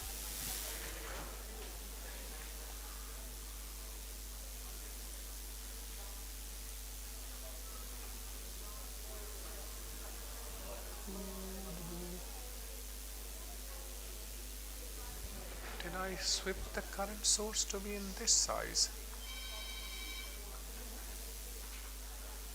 That does not make sense.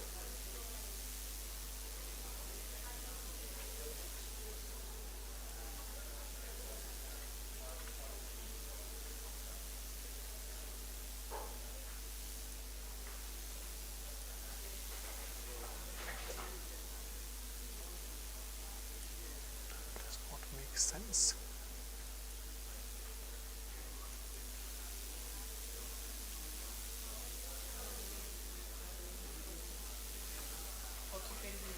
Sorry?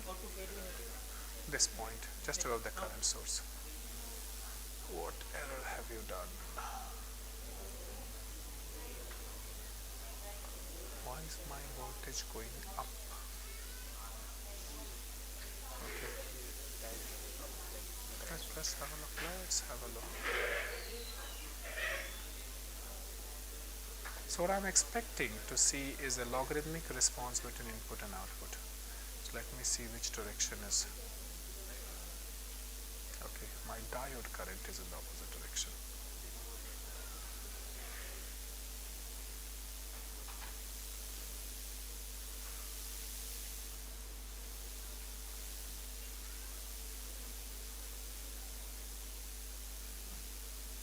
I think. Yes. See, one of the things that you have to see, you cannot get more voltage than the power supply which you are providing. So if things are going up, that's not expected, right? So I'm getting a logarithmic response. So till here it's dark. Here you can see the scale is log and it's going down. Actually, a better way would be is to do a simulation from a pico to micro. You'll see a much nicer response curve. So x-axis is log, and this is a straight line. Well, is it? It's 10 times, 10 times, 10 times, right? Got it? Goody? Got it? Okay. The only thing which you have not done is you haven't told where to see the output. I want to see the output at this point. Okay. That's it. Let's simulate, and if you have done everything correct, hopefully we will get a result. We're not getting a result. What have we done? M2 is referencing to an undefined. Ooh. What?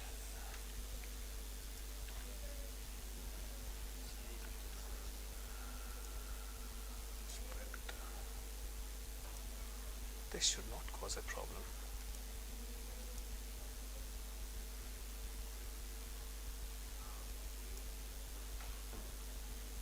M2, M0, M1, M0. So which is M3? M2, M1, M0. Everything is problematic. Bravo, what have we done?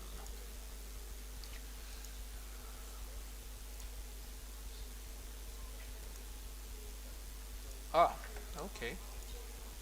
When we designed it for the first time, which is yours? Which one?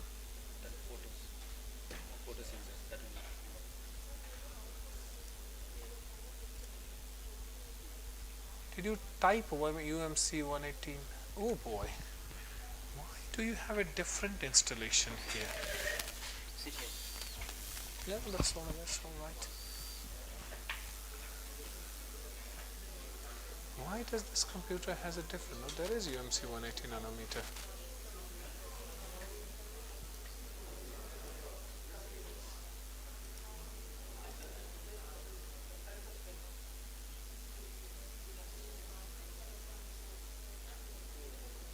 That is all right.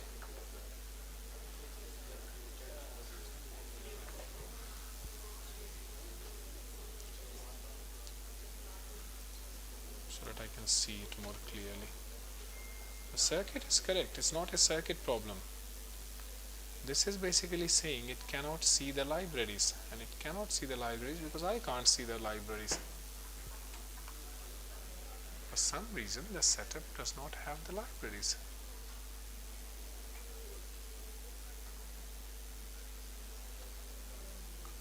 I can manually add it a library.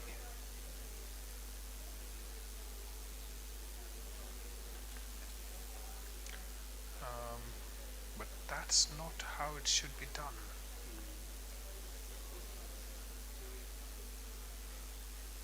Okay, I will add manual library for the time being, okay? UMC 80 nanometer is there. It's in home.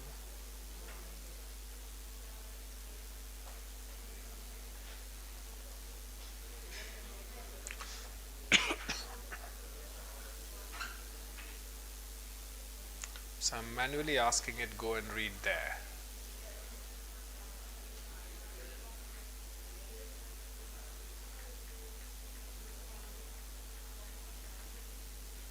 Oh boy, somebody has played nasty things with this.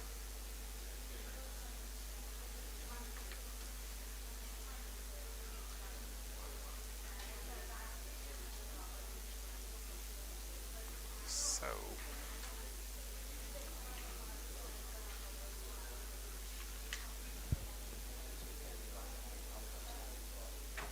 no, it's not your fault, it's the machine.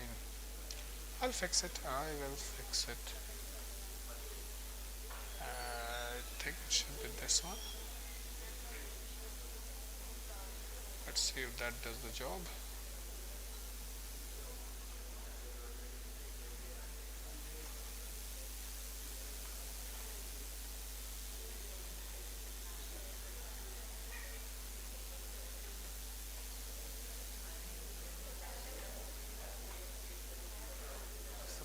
Here, there are different people who have come on different days.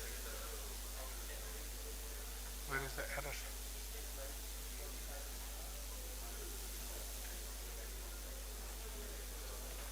That is the error message.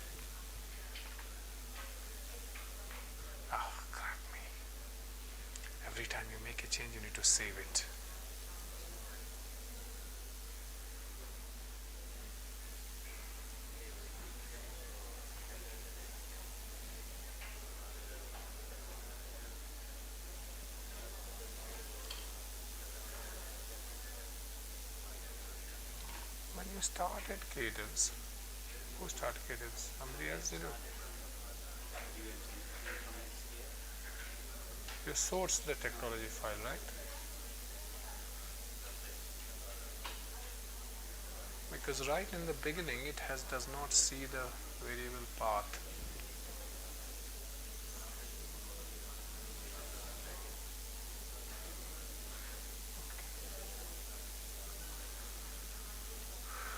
What are libraries?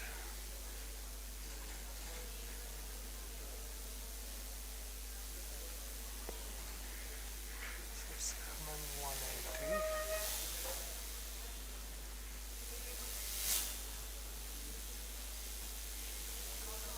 Ouch, sorry. Let's see if that does the job, or else I will have to ask you guys to come back after lunch. Okay, I've done something. One error.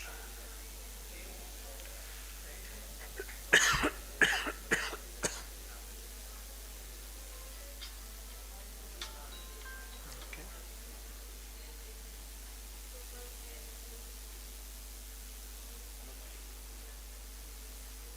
Oh, this is just the resistor. Okay, no. Okay, I don't want the resistor. I want the transistor MM180 diode. And then we need no, that's low voltage, that is, yes. Reg 180.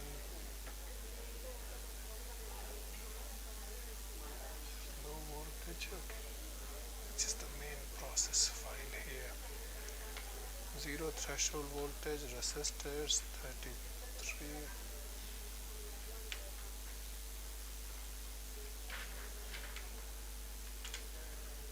Low voltage.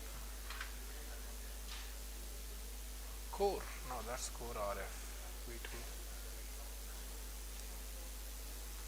Okay, I need to open it and check it myself. One of them should have the transistor definitions.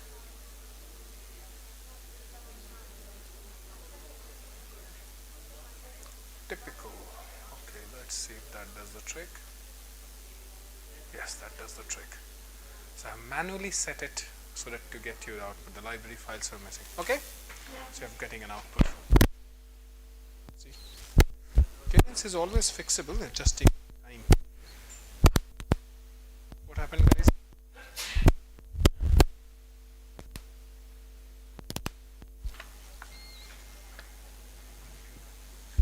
What's going on? Ooh. Ooh. That doesn't look like a block pixel. What has happened here? Can you show me the schematic?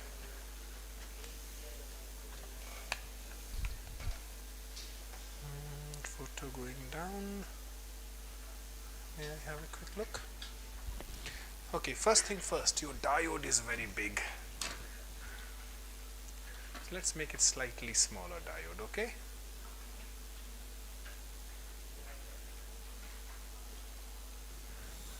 That should maybe do the trick. No, it does not do the trick. So what have we done wrong? Oh, you gave all of these. I generally don't this it. I just leave it on its own to run. One equal to a micro. Let it do an automatic sweep.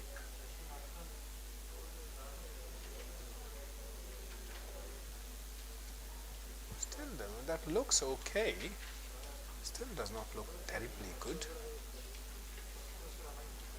An atto to a micro. So this looks fine. This does not look fine to me. This should not go till 3.3 volt.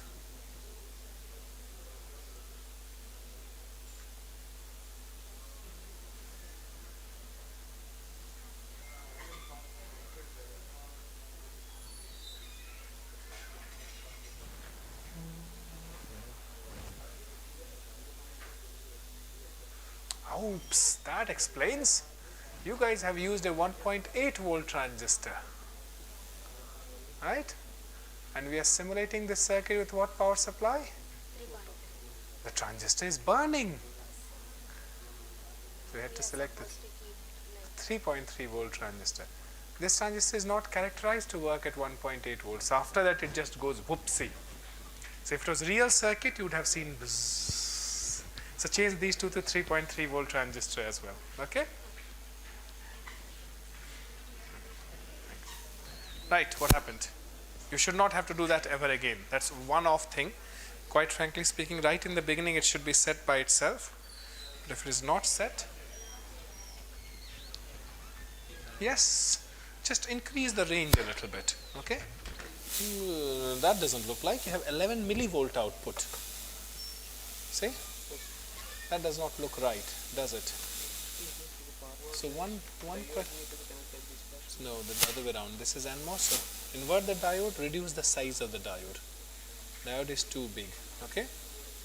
So make it 3 micron. Make it 3 micron. But then flip the diode. Okay? Okay, dokie. So you guys have got your output. You have your output. You have your output. You don't have your output. I'm hungry now. What happened? So, what do you want to do? You need to see where do we want, what do we want to plot? We want to see this value as an output, okay? And then we want to say what kind of simulation we want. We want a DC simulation. We want to start at say 1 femto or then 1 pico, and we want to go till 1 micro. Let's go till micro. Yes, that looks like a logarithmically. So I'm feeding a photo current which is this value, and I'm getting a straight line, which means what's the response here? If the x-axis is logarithmic, y-axis is 1 pixel.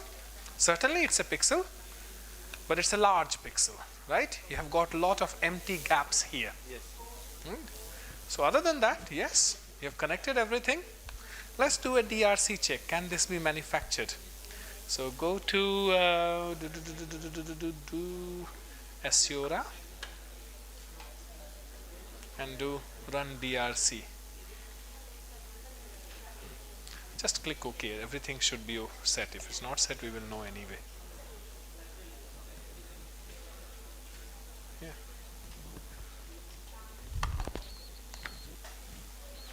And now you want to view the results of the run? Go.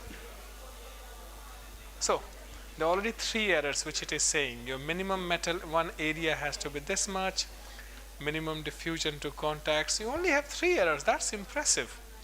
But now we need to go and fix these errors, right? This is basically saying you have poly 1 somewhere extending. So zoom it here. So you see there is a small gap here.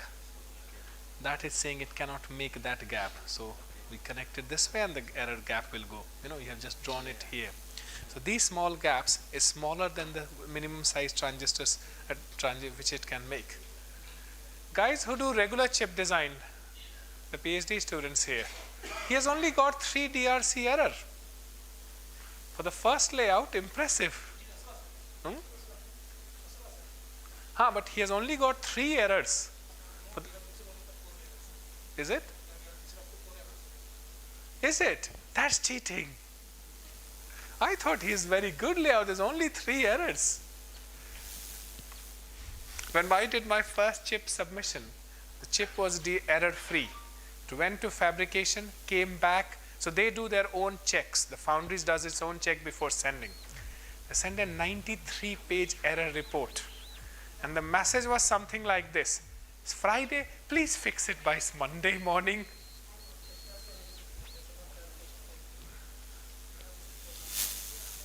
You only received 4 comments, right? I received a 93-page one. So what are the comments? Metal density error? And the logo is not acceptable.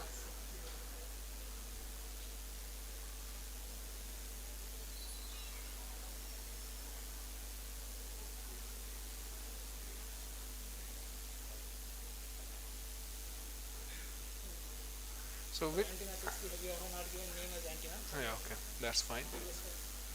Okay, so it's CDAC is doing it. So CDAC manages Euro practice, is it? So you don't submit directly to Euro practice, you submit to CDAC.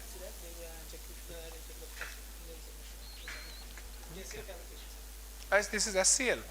Okay, I would like to know what the result is, because I haven't seen a chip coming back from SCL. I've done PhD Viva wherein people have sent their chips.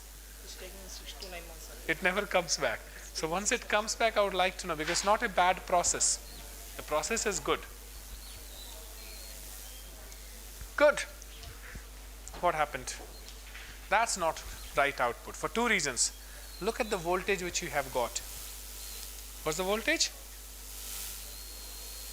No, forget it. What's the number? 20 volt. I'm giving 3.3 volt in my chip. I cannot get 20 volt. Agreed? So let's see what have we done wrong here. Can I? So it's already saying some warning messages to you. 9 warning messages. Never leave warning messages by themselves. See Daisy. So this should have been ground exclamation mark. So if you make it exclamation mark, it connects it to the global ground. Otherwise, it thinks it's a new signal of its own. Okay, and this will also be VDD exclamation mark. Okay, if you do that, call me. Okay, we have got a result. Well, this was the question which I am going to ask you guys in a minute, and then we will see whether it's a right or not result. Where do you want to plot? So you want to see some output. Okay, so let's select this line on my output. This should be ground exclamation mark, or else you are having warning messages. Okay, so make it ground, press Q, select escape, press escape. Now press Q.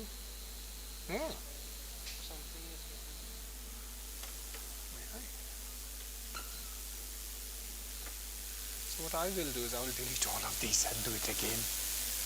Much better than trying to figure out. And these two are not connected. Okay? So you only have 9.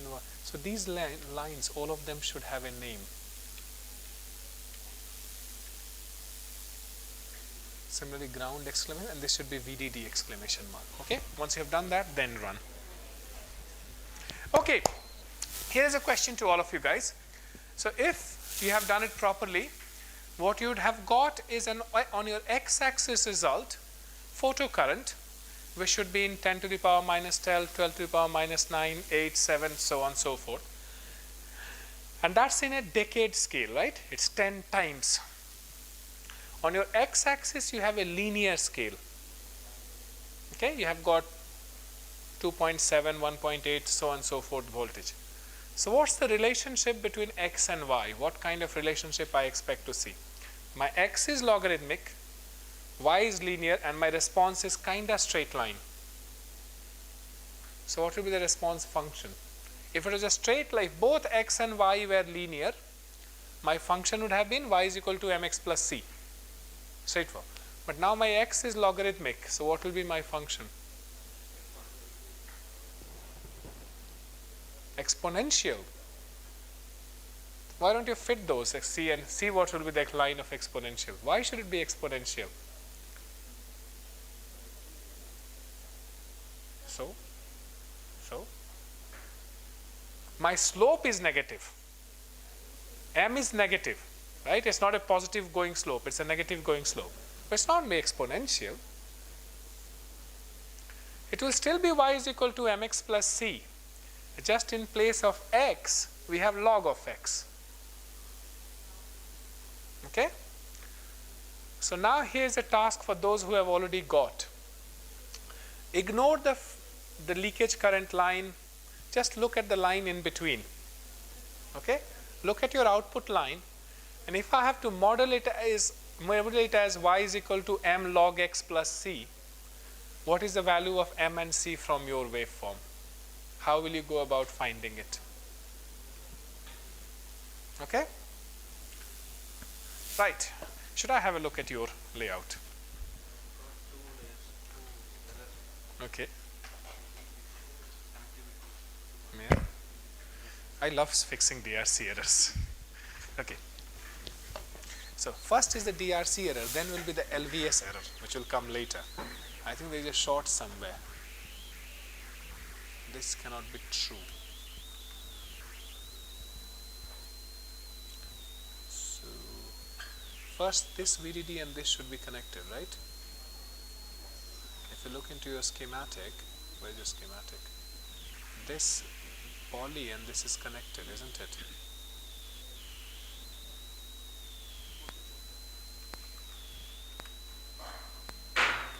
Okay, let me see what I can do here. So you have got these pins.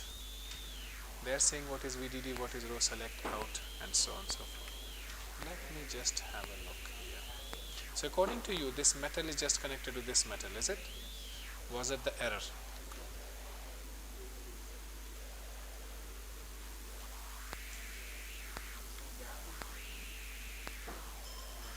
This gap. Well, most probably not, okay. So why don't we move it? Then you have to move everything, right? Let's see what other error we have.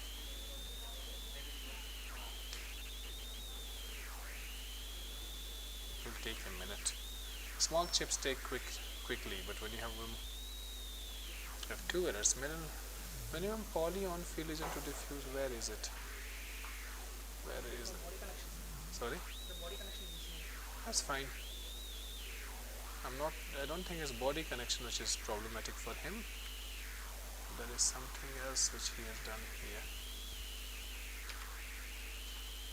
So one is this metal one area that I know that's my fault. So this is just saying it's a metal one which is flying out for no reason. Okay. So what we could do is we could draw a metal one. That will fix it.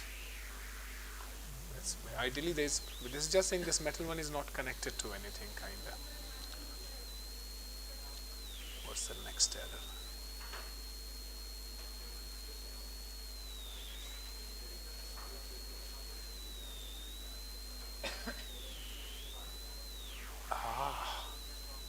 See the error? No, you see this is coming till here. This cannot, so it's trying to make a small gap. It does not know what it is, right? It says this small gap I cannot make. So if I were you, I will just take poly and just damn fill this gap.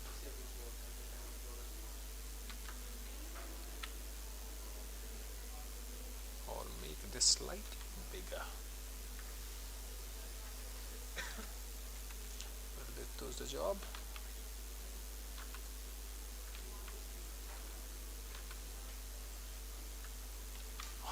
Gravity, hate gravity.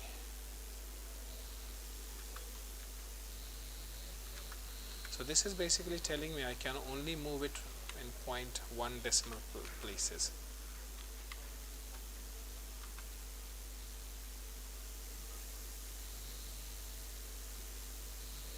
That should go, right? And then the error is, yeah, I think I'm done. Let's go and make it. How much money do you have to make this chip?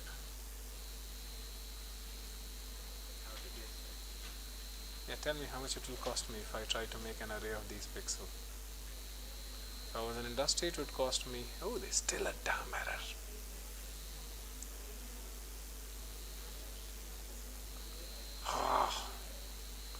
Okay, I can fix that. You know what, when we moved it that side, this thing whole moved this side. Okay, so what I can do is stretch.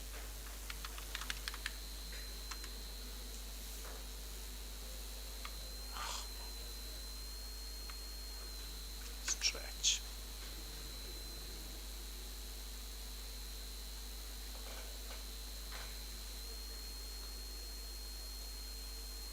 I'm saying stretch, don't move. Undo.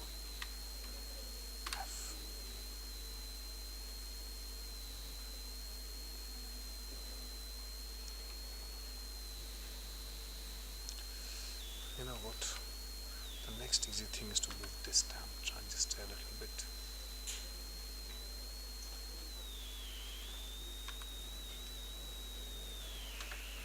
Let's see if that fixes the errors. At least this says that this circuit can be made. It doesn't say whether this circuit is correct or not.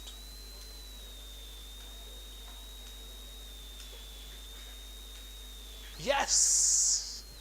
We have no DRC errors. But it does not say whether this is the same circuit as our simulation. For that we have to do layout versus schematic. Okay. At least you have got DRC free circuit. I think we can let him go home, right? Not the best circuit, but the foundry will not reject it. I know there is no ground contact, but once the whole chip is made, there will be a ground contact somewhere anyway. So in Pixel, many often we don't give ground contacts. It just takes area. Okay, has anyone got a number? What's your number? 1.8 plus m is minus. Okay, that's C. What is the unit of C? Can't be volt. Ah, sorry, C is volt. And m would be?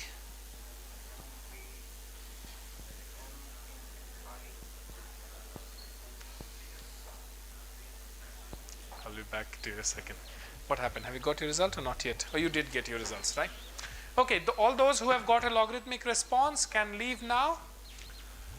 It's already 1 o'clock, so it's lunch hour for you guys, and we'll meet after 2:30 to do sensor characteristics lesson.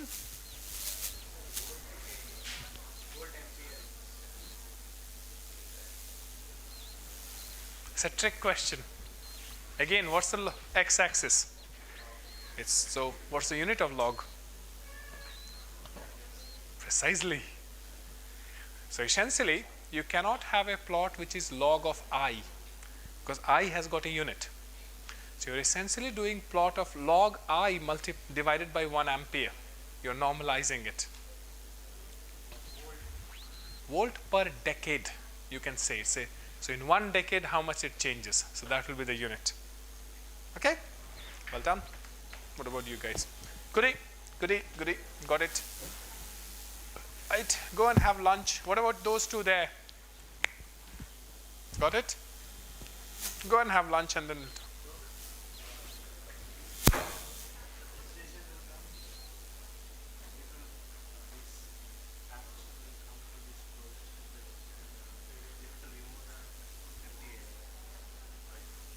We have to make them close enough, but you saw when you make them too close, it's giving warning that it cannot make. It was giving those errors, right? Yes. So you have to make them close enough that we don't get those errors, but as close as possible. Okay? And then not only you need to think it this way. Right now you have placed one transistor up there, one transistor. Should I place all the 3 transistors in one line? Should I place them in the corner? There are many ways of placing the transistor and the diode, right? I mean, think of it this way. The other thing which you are thinking is, so let's save it, okay? Let's create a new cell. Visual library. Which transistor is yours? Kiran? Kiran. File, new, cell view. And I want to create a array 2. Let me just call it array 2 for the time being, okay? Okay. Now, when I create an array, what was it called? The first one, Kiran layout? Layout, yes. And now what I will be doing is I will be creating some, let's just do it 5 by 5.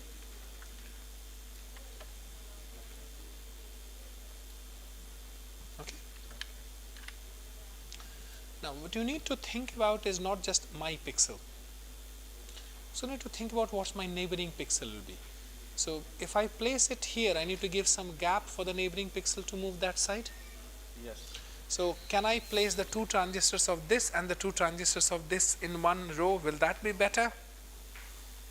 So it becomes a multi-dimensional optimization problem. So you need to think. Earlier you were just thinking for one pixel. Yes, yes. Now I have these 3 of this, these 3 of this. Can I place both of them on one side so that they take less space, and this side there's nothing there? Yes, yes. Should I place them in corner, side? Should I place them in L-shaped corner? Or many times what we do is we first put the transistors and then say, okay, this is the smallest area in which we can put the transistor. My diode has to be, my pixel has to be 5. Whatever is left, I fill it with diode. It doesn't matter it's 2 micron or 3 micron or 2.75 micron. Okay?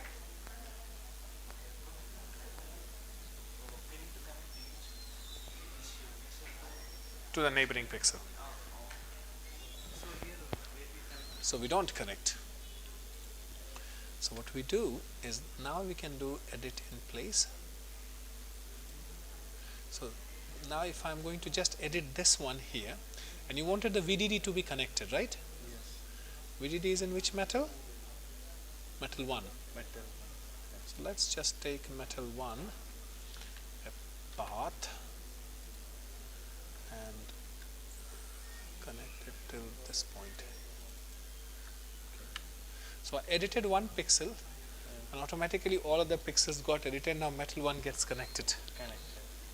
So this is, that's it. Well, there is more to it. A, first minimization. B is always big gap between pixels. So other than that, it is it. Well, we haven't checked whether this is the layout or not. It's not. There is an error. I have already seen the error. But other than that, this is it. That's the array part. Rest all you design scanners separately, and then you come and see chips like these. Come here.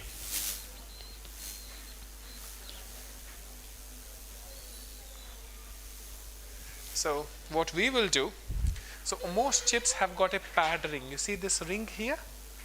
So this is called a pad ring. At the end of this, we have got these contact points.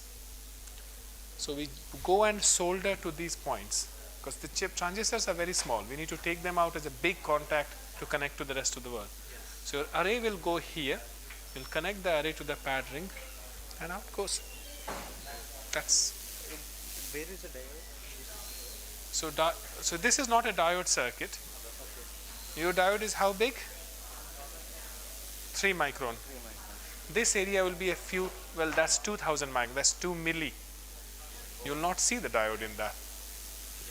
Right? So if you have got 1000 by 1000, you won't see inside one anymore. You have to zoom in quite frequently. Okay? Right, guys, if you really want lunch, you have to go, or else you will stay here hungry and this will be a fasting.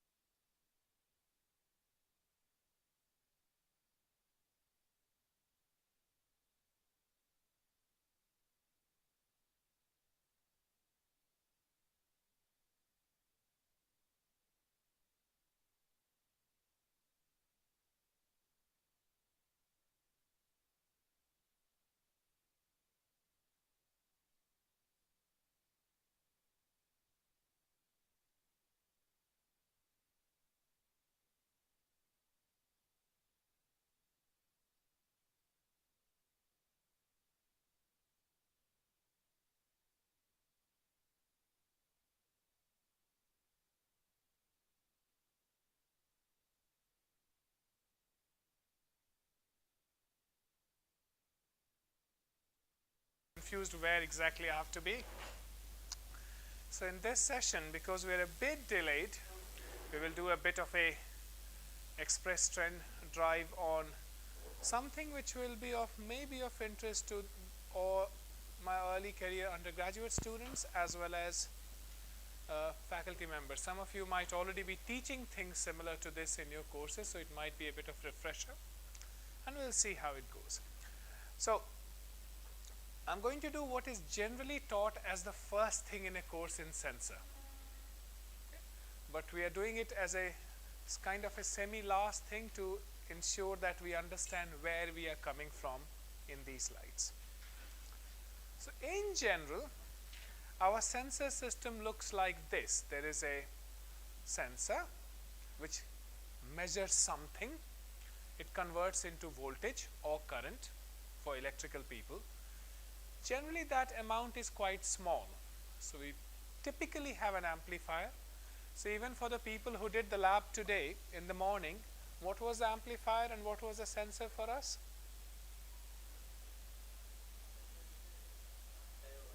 Diode was converting light to current. Then we were converting current to voltage by charging it on the diode capacitance. What amplifier did we use here?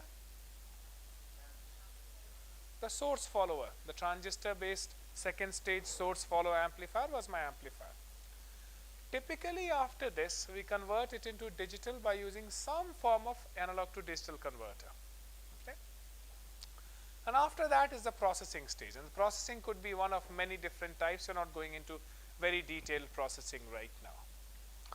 Now typically sensors are characterized based on certain parameters, and today we are not going very transistor level. Most of the discussion which we will be doing would be at circuit level, board level, op-amp level things. That's why people can also appreciate this.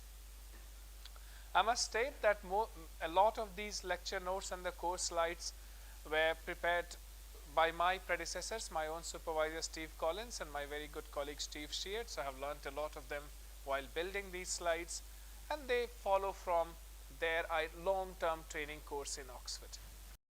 So typical parameters we talk about are sensitivity. How much does my sensor output change with the input change in sensors? So for example, in case of my image sensor, we were talking about, remember in the last time I asked you to calculate the slope and the offset of that y is equal to mx plus c function. We had a log function and I asked you, find me what is the slope and by how much it is changing by. So that will then tell me if my input changes by x, what is my output changing by. That's my sensitivity of the function. Okay. Here is an example of a thermometer. If it says your resistance is changing by x ohm with every 1 degree Celsius change in temperature, the sensitivity will be that many x ohm per degree Celsius. The second quantity often talked about is resolution. Now, when we are making image sensor, we used a different term for resolution. We are thinking resolution as number of pixels. We said 10 megapixel resolution, 5 megapixel resolution. So even though I am defining it in terms of global sensors, inherently some sensors historically have used slightly different terminology. So resolution is what's the smallest change you can measure. Okay? But resolution by itself doesn't mean much, with which you have to define precision. Now precision generally in English language means how precise you are, how correct you are. But in terms of sensory parameters, it means if you have to do the same experiment n number of times, how close will you be to reproducing the same result? It's not telling how correct the result is. Right? So if you repeat it under the same environmental conditions, what's my ability to reproduce the result? Okay? How good my result is, that's measured by accuracy. How accurate I am to.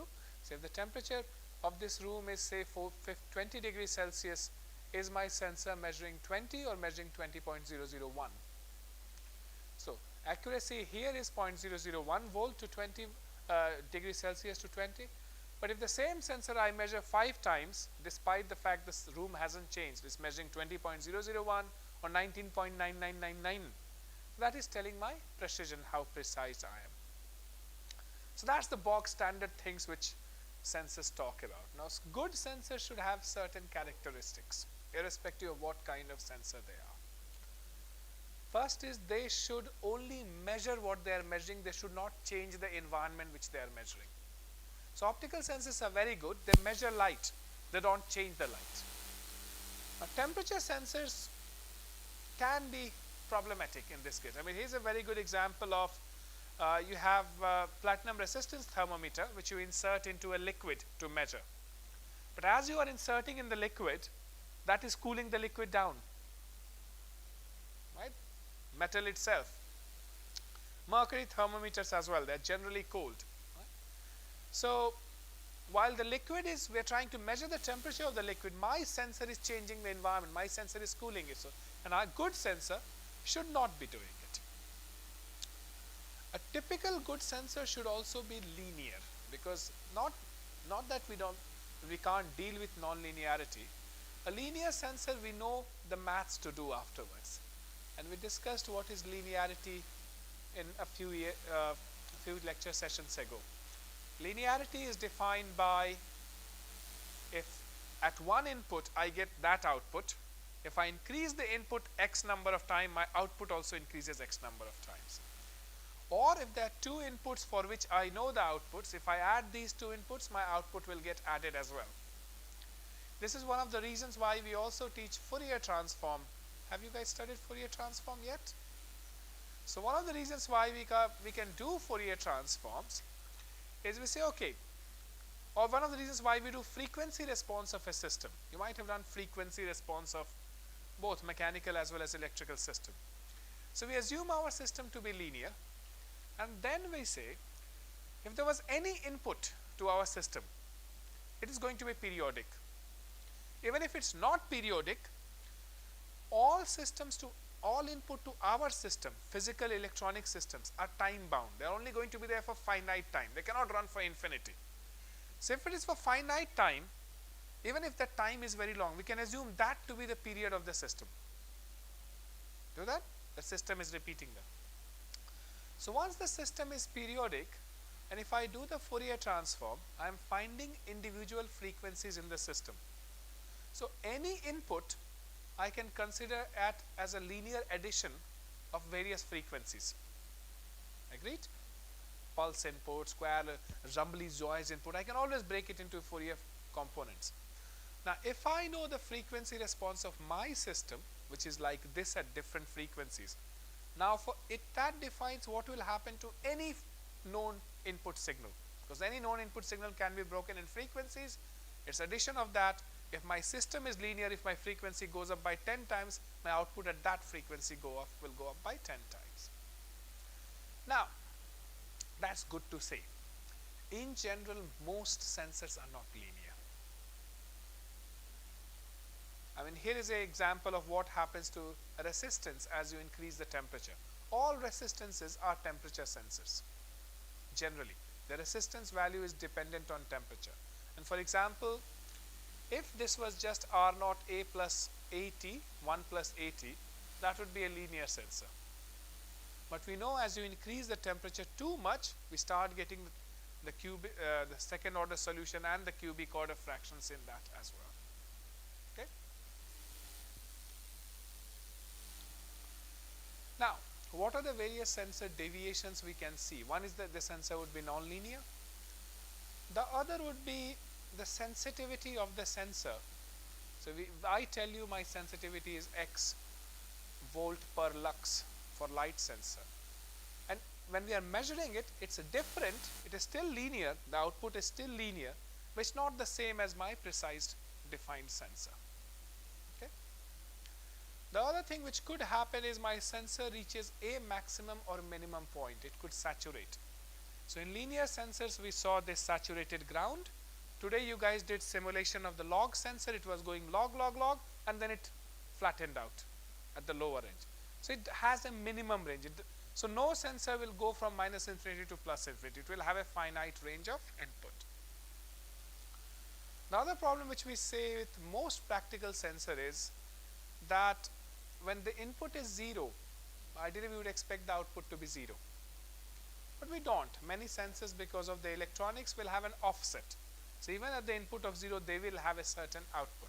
So you need to subtract that from all the sensory function. Again, the pixel simulation which we did, even when my light was very, very low, I was still getting a voltage output. We have considered nonlinearity already, and here is an example of saturation. We have seen this picture earlier. It's pictures taken by cameras. You can see either the background is white or the foreground is not visible. And I think we have done experiment here as well when we have taken pictures of our own classroom to do this. Now, those are the deviations. How do we take care of these deviations? So we could have dynamic error. Things like my input changes dramatically very quickly. My output is not changing at the same pace. So you would have done things like Bode plot when you had plotted the sensitivity error or the amplitude and phase with respect to frequency. That's going to tell you how fast my sensor changes with input. Okay. The other thing which often happens in sensors which are being left to use for a long time is their output drifts.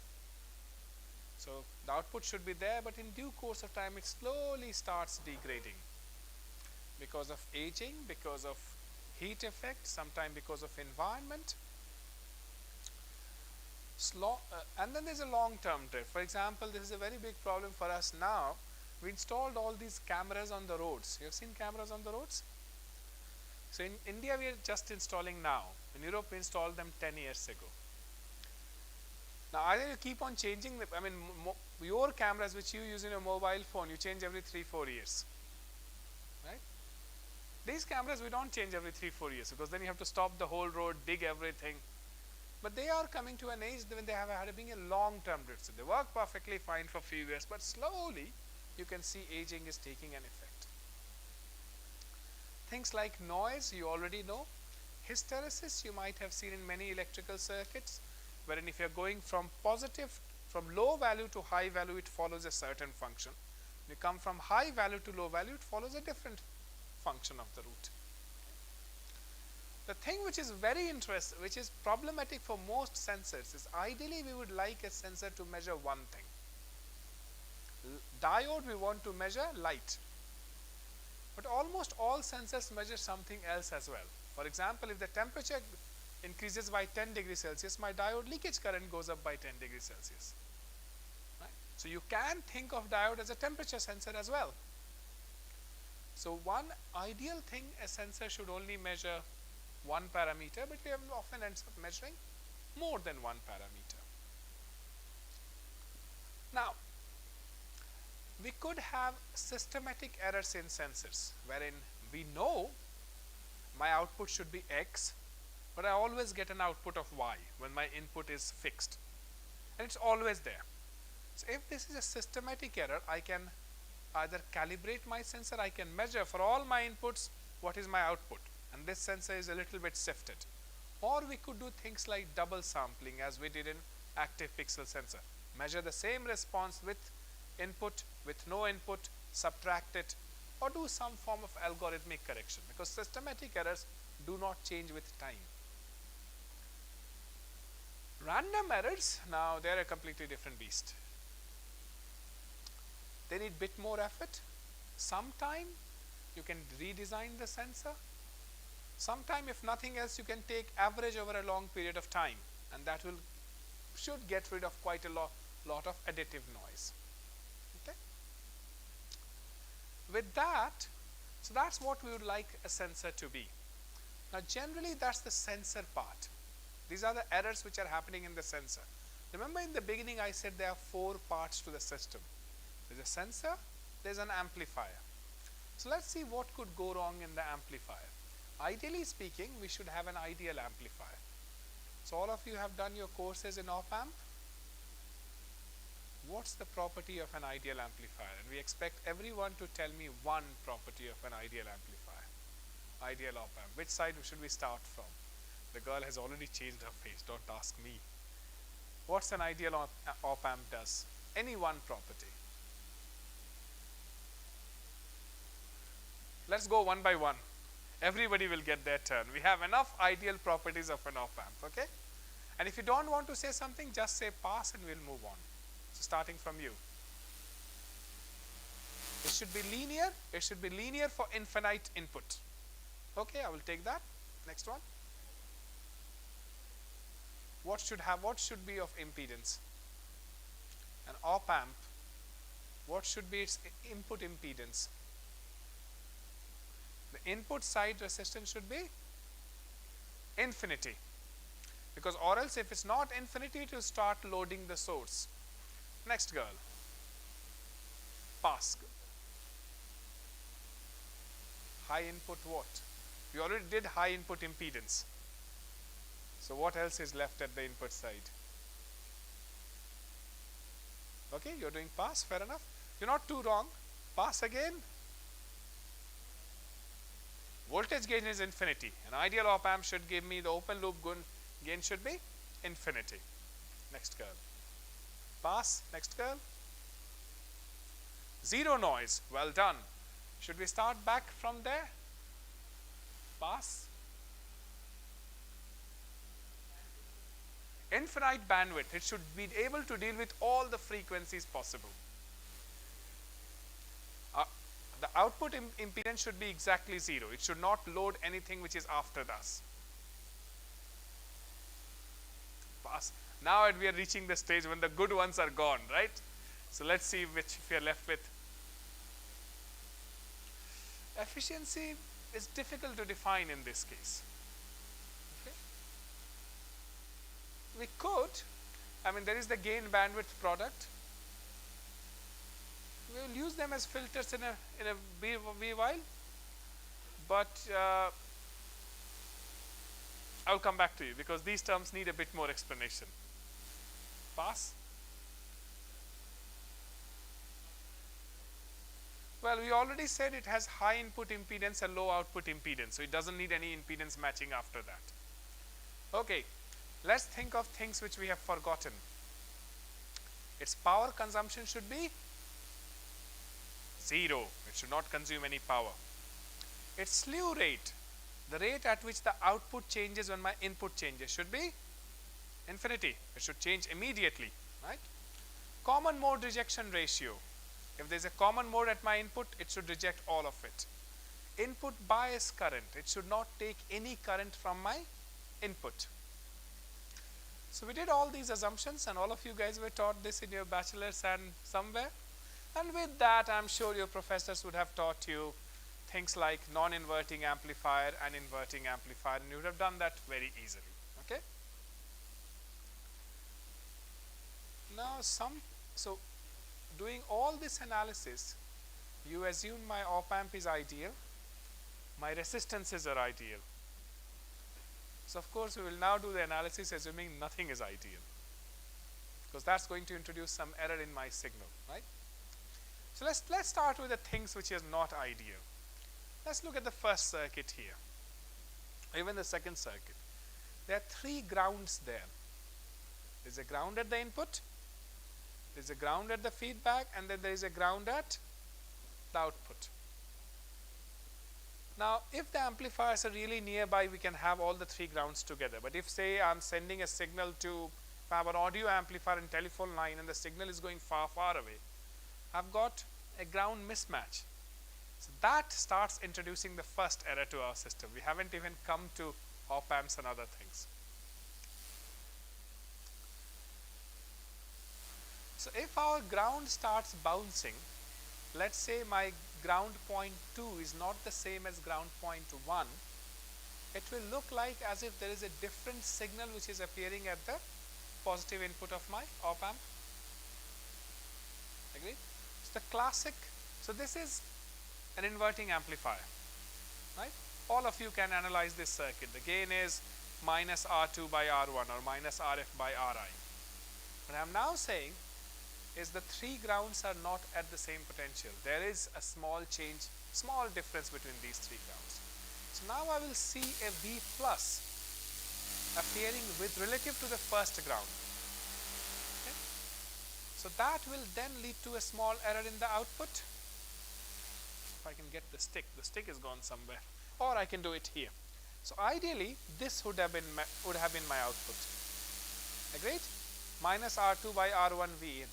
But now this ground is at a different potential. Don't worry, I'll be fine. I'll use the mouse. You can see my mouse on that, right? Okay. So now this looks like it's a positive signal being added to this circuit. Oh, thank you very much. So this looks like there's another positive signal, and one of the analysis technique which might have been taught to you is superposition of signals. If it's a linear function, I can analyze as if this input is there and this is not there, and when I'm analyzing this, as if this is not there. So by that, my output will have a slight change of this. Now here lies the issue with this circuit. We generally design inverting amplifier to have some gain. Okay. Now if my V plus is my ground bounce, it has got slightly higher signal. That gets multiplied by the same gain here. Agreed? If I design for a gain of 100, my small noise on the V plus gets also multiplied by 100 or 101 in this case. When gain is high, small gain you can ignore. Okay? So ground bounces, even though they look completely harmless, because of the way they have been designed in this system, they can lead to a big error in my output. Agreed? Yes? Good. So how do we design a good grounding system? Ideally speaking, a good grounding system should be such that we find all the 3 grounds to be at the same place without a resistive path between them. So this ground should not be traveling like this way to reach the ground. It should have its own ground, and the 3 grounds should be shorted together. Okay. Now this we often do in chip design. The analog signals, they have their own ground. The digital signals have their own ground, and as we come out of the chip, we short them together. Because in the chip, my digital signals are going 0, 1, 0, 1, 0, 1, right? So there's a lot of bounce happening. This bounce will have large amount of high frequency component which could couple through analog ground to the analog side. Good. So we have sorted the ground problem, or we hope we have sorted the ground problem. You have no idea how many times I have wasted hours and hours sitting with my PhD students after we have made the chip, just trying to fix the ground problem. So think of it this way. You have a power supply and you have an oscilloscope. From power supply you are giving 3.3 volt, that has a ground of its own. Oscilloscope has a ground of its own. And many times people don't connect the oscilloscope ground, they're just testing directly with the pin. And you don't get an output, or you get very noisy output. So many such small things. Ground is one of the biggest killer in electronic testing. It takes forever to fix ground bounces. So be very careful with ground. The other issue is all of these are wires, right? And whenever we do analysis in undergraduate courses, at least, we assume wires to be ideal. They are not carrying any resistance. They are perfect wires. They don't cause any change to the signal. In real world, there is nothing called perfect. Right? Day 1 I said in engineering we often use these bold numbers. Input impedance is infinity, or output impedance is 0, gain of 1. So 1, 0 and infinity appears many times in textbooks, never appears in real life. So unfortunately all wires will be bent somehow or the other. I mean, look at the wire which is traveling to my neck. It's not a straight wire.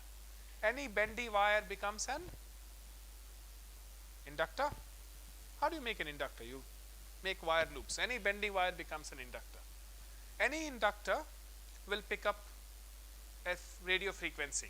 It might pick up a very high frequency, but it will pick up certain frequency components. Okay? Which means Now, what are the frequencies available in this room? Can we figure out? So let's do this room. It's a electronics laboratory. What natural frequencies are here, which any wire could pick if it's sufficiently good?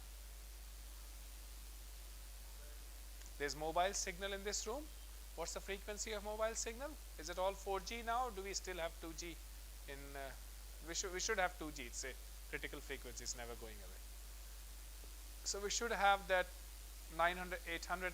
Is it 900 megahertz in the 900 plus 1800 megahertz?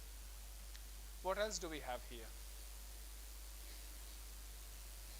CPU is working at a clock speed. Generally, it has got a metal case, but still it's producing a certain clock speed frequency. What else? Fan, that's a low frequency signal. It's moving at what speed? It's not moving at 1000 cycles per second, right? So it's not producing that big a system. What else we have here?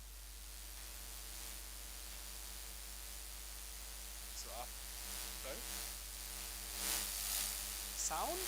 It's not electromagnetic radiation, it's a sound wave, right? It's a pressure wave which is going, but it's there.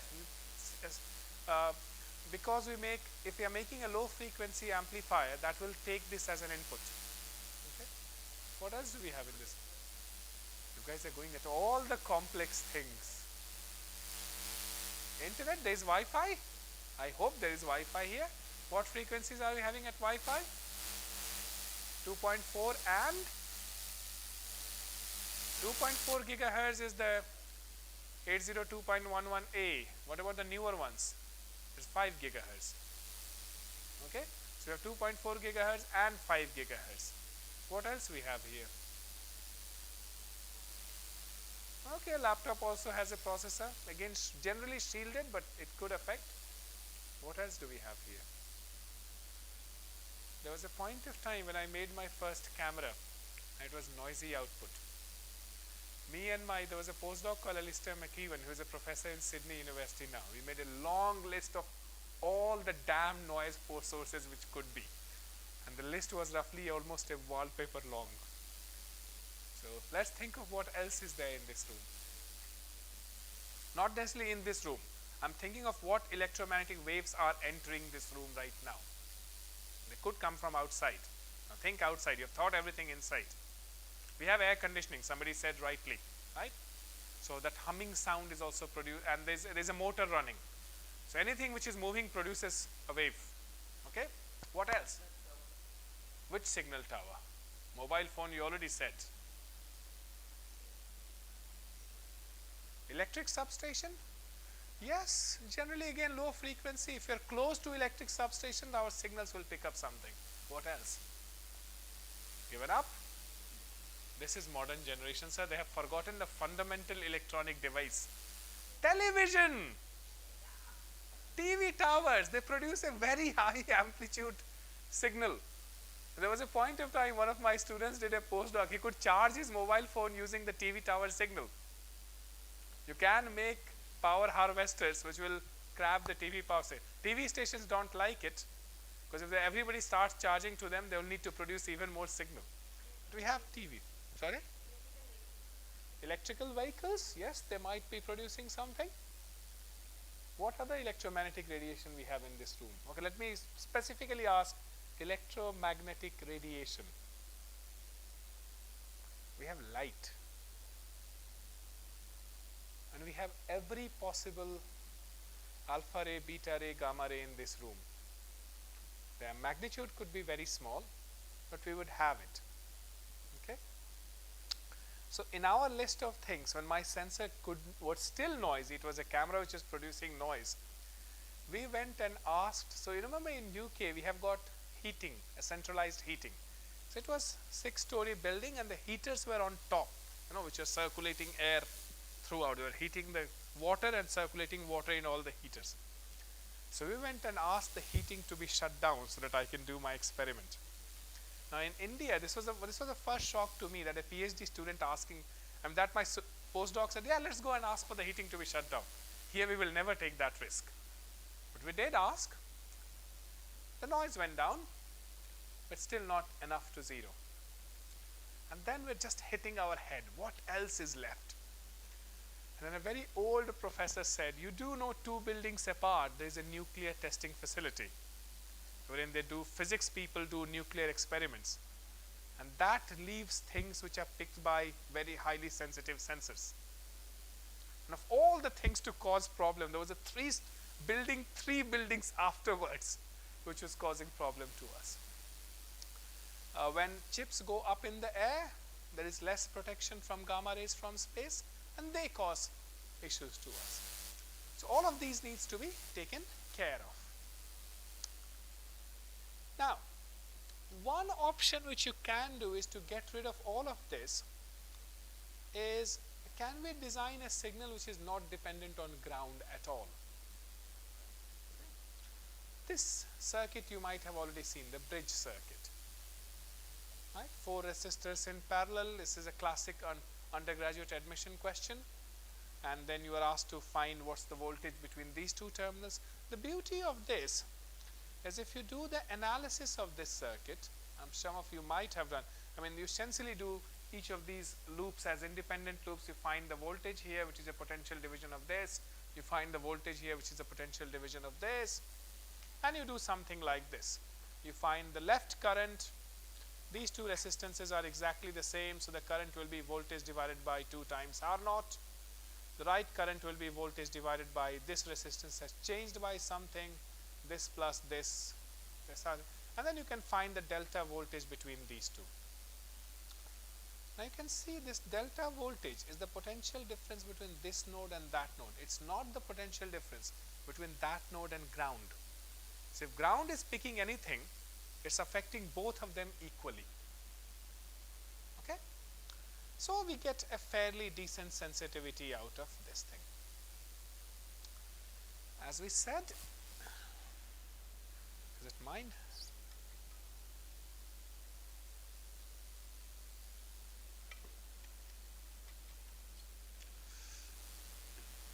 Our cables will pick up interference. Now there are 2 effects which happen with cables. One is they become loop aerial. They become antennas which pick up any of these electromagnetic, stray magnetic field. You might have a magnet in your pocket, start causing difficulties to your circuit. This is one of the reasons why many of our electronic devices are actually shielded in metal. Computers, tablets, TV. No, we do, and we don't make purely plastic things. Okay. Now, the other solution is, you could be running 2 long parallel wires. If they are not becoming aerials, so rotary wire is becoming aerial, you could say, okay, let me put straight wire. It will not become an aerial. If I have 2 of these wires, each one of these will have a different coupling to other conductors, other signals which are flowing, other conductors which are flowing, which means the noise picked by each one of them will be slightly different. So by the time we reach the amplification stage, we have picked slightly different noise. What's the solution to this problem? You have seen this solution many times. We twist the wires together. Right? In electrical engineering, generally we twist the wires together so that both of them pick up the same noise and they cancel out one another. Okay. Then the question is, can we avoid this problem of cables altogether? Even after twisted coupling, we still pick up some noise. And once again, you can look at full bridge circuit, wherein, say, if we have got each one of these is a wire, each one of them have picked up something, and if you use them in complement, they will manage to get any noise which they have picked up parallelly in equal and opposite direction. They will cancel out one another. Good. Now we have done the wire, we have done the ground. And at this point you were thinking, hold a second, this was the least of our problem till now. The amplifier was going to cause problem, right? That was the electronic circuit. We haven't reached electronic circuit till now. So let's start with a differential amplifier. Okay, you have all seen such circuit. Essentially, I have put same resistances here and the same resistances here. The output is going to be the difference between V1, V2 multiplied by R2 divided by R1. Okay? Fairly common undergraduate circuit, well understood, well utilized. With identical inputs, we get a 0 output because both of them are exactly the same, and they find this. Now, have you guys already studied common mode rejection ratio in bachelor's? How it works? So I'm going to jump CMRR. So that is already a problem in these things. So I'm not going to cover this in detail. We can analyze CMRR and we can find that there are CMRRs which are taking place. Now let's assume, now you have seen resistances in your lab, right? Resistances come in a color code. And at the end of the color code, what's the last thing? What does it tell? Do you remember? How do you remember color code these days in India? Baby Roy from Great Britain, right? Okay. The last is its tolerance. So Baby Roy from Great Britain, very good wife, tells you the number. The last one tells you whether it's 10% accurate, 5% accurate, or 1% accurate. Okay? Good. Which then goes to show, I just did this analysis with the resistance values, assuming these two resistances are exactly the same. This resistance is same as this resistance, and this resistance is same as that resistance. What if they are not same? What if they have got small error? Now before I proceed this, I would like to ask second year people.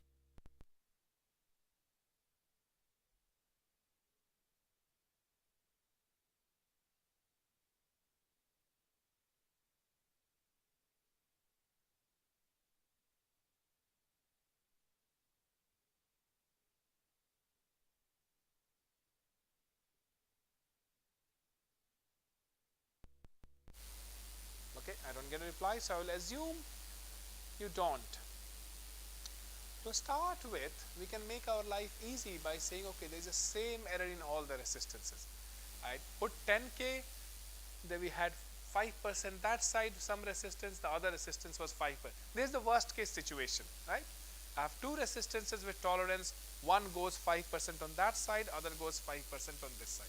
Worst case scenario? So worst case scenario will also tell me what's the worst case output I am going to get. And I do the same thing for both. My R2 has worst case scenario, R2 is 1 plus X, R2 is 1 minus X, my R1 is 1 plus X, my R1 is 1 minus X. Now, you can do the whole analysis of the system as well. It's not terribly difficult. You again do the same thing, and I would have liked to make you do it, but what you can do is it's a virtual ground situation. Right? We're assuming op-amp to be ideal. And people who teach are already looking at thinking, that's a question paper I can set in my exam. Right? It's a nice question. So these two will have to be identical.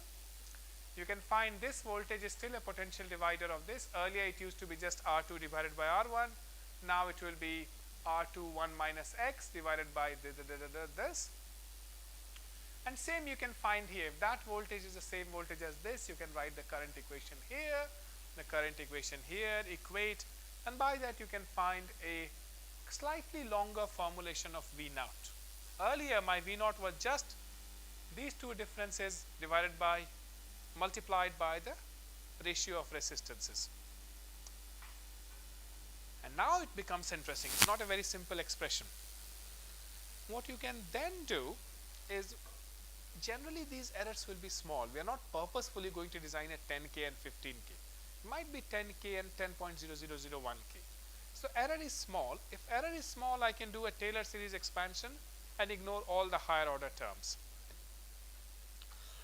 If the error is small, I can expand this equation to bring all the x's in numerator. Okay? If error is small, 1 minus x, you can say, okay, kinda comes out to be 1-ish. And then I could expand this into two parts of the equation. I have got an R2 by R1, 1 plus 2x. So 1 divided by x minus 1 minus x expanded will become 1 plus 2x will be the first term. That's the V1 term, and that's the V2 term. And if there's something interesting you will see in this expression. That was my original gain. R2 by R1.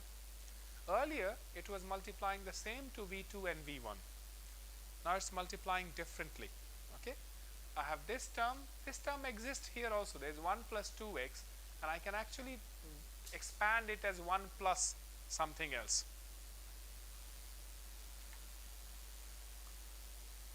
And if I do that, I can now find two gains to the system. One is the differential gain. There will be a gain which will just be dependent on V2 minus V1. And then there will be a common mode gain which will be dependent on V2 plus V1.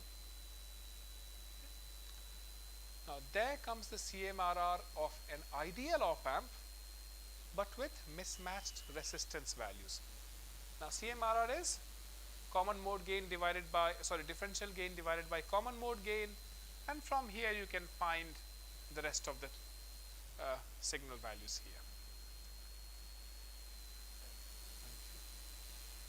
Fruit juice for me means ki break lena hai kya?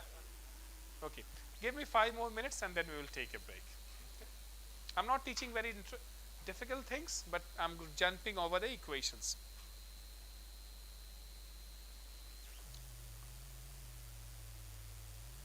So next thing, we have seen what could be the inaccuracies in the resistances.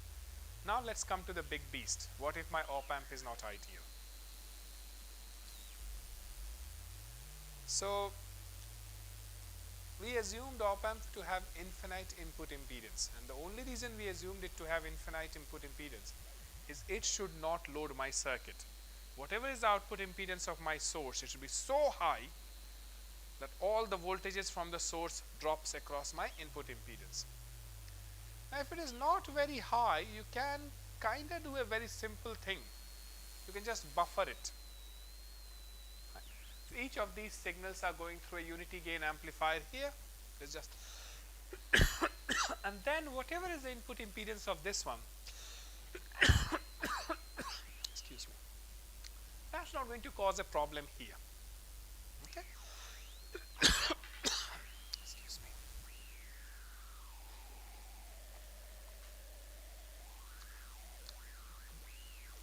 And expanding this theory, you might have also come across instrumentation amplifier. When is instrumentation amplifier taught in India? Did you guys study it in mechanical engineering? The word doesn't ring a bell. We did instrumentation amplifier. So instrumentation amplifier is kind of an extension of this thing. We have a buffer at the each stage, but then we are starting signals to talk to one another as well. So if you have studied instrumentation amplifier, you guys have done instrumentation amplifier as well? Have you analyzed this circuit? If not, I'm sure it will be analyzed at some point of time in a bachelor degree course. So I'm going to jump. It comes with a similar analysis and you can come up with expression. Now, a good exam question for people who are teaching in other universities is actually to give the instrumentation amplifier and then change the resistance values by 1 plus x, 1 minus x or something, and then ask them to recalculate CMRR and other things. Now in an ideal instrumentation amplifier, it works brilliantly. The first stage provides a differential gain but provides a unity common mode gain. Right? The second stage provides a low differential gain, the gain of the second stage. There's two stages here, right? First stage, second stage. The second stage is not providing very high differential gain, but it's rejecting the different common mode signal. Remember, it's taking a difference between these two. The differences will get aimed to the common mode signal. Good. Right, should we stop now? We've done 45 minutes. You guys go and I think the tea is ready for you. And then come back and we will try to finish the rest of the problems with the circuitry.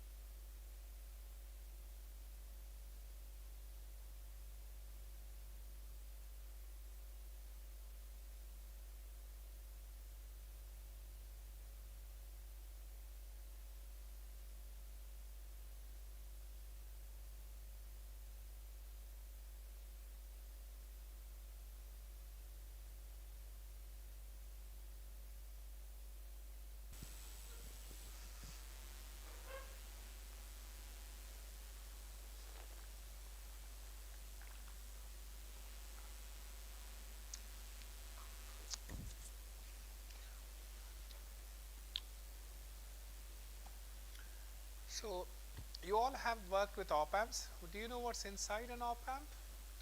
So a classic op amp available in most laboratories will be the 741 op amp, right? So it's also a beautiful op amp because circuit is well known, and that's the circuit of 741 op amp. Okay? Now that picture is just to frighten you guys. We're not going to analyze that circuit. So the beauty of electronics has been what we call as modularity. We make modules which are sealed, and then you don't need to know what's inside the module. You just know what it does. For a large number of mobile phones you are using, you don't know how it works. You know it works. You know what are the things to do, what are the buttons to press and all that. Okay? There is a joke which I used to say, the difference between mechanical engineering and electronics engineering. So I'm going to make Mickey of our lone mechanical engineer here. How do you start a car? How many of you know how to drive a car here? How many have driven a car before? Somebody? So tell me, how do you start a car? A manual car. So the classic solution is one leg on the accelerator, right? One leg on the clutch, so one hand on the handbrake, one hand on the steering wheel, right? If we had a tail, mechanical engineers would have found a use of tail while starting the car. And think of it this way, they are making us everything use, isn't it? Compare that to our field. We are not happy with these two hands. We make things to use with one hand or one finger. Agreed? So one of the reasons why electronics has been fairly successful is this concept of modularity. We make things inside a module, and the user doesn't need to know what's inside the module. He just looks at the input-output parameters. So all these are the idealities, and we are not going to see what's inside. What we are going to say, this is a fairly complex circuit. We can go about analyzing it, or we can go about analyzing it in a two-step process. We start by assuming it is ideal, and then introduce a non-ideal behavior to see how it is changing my ideal response. And then check, is it ideal enough where I am working? Whatever is my region of interest, whatever is my signal, because is it okay enough? To give you an example, so this is a data sheet of 741, the classic operational amplifier a number of you would have worked with. Okay? And you would find things like input offset voltage should be 0. Right? The voltage between the two input, the voltage required to give an output of 0 should be 0, but this is 1 millivolt here. Things like input resistance. Slightly older days, they are still using the word input resistance, is 2 mega ohm. It's not a very high impedance. We wanted it to be infinity here. Things like supply current is 1.7 milliampere. Things like supply voltage rejection ratio, that should be infinity, is 96 dB. So in this, that means that if the supply voltage changes by a little bit, what happens to the output? Input bias current should be 0. It's around 1.5 microampere.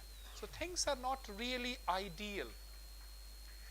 But rather than looking at all of these non-idealities, we still design the system assuming op amp is ideal, and then introduce non-idealities to see how it behaves afterwards.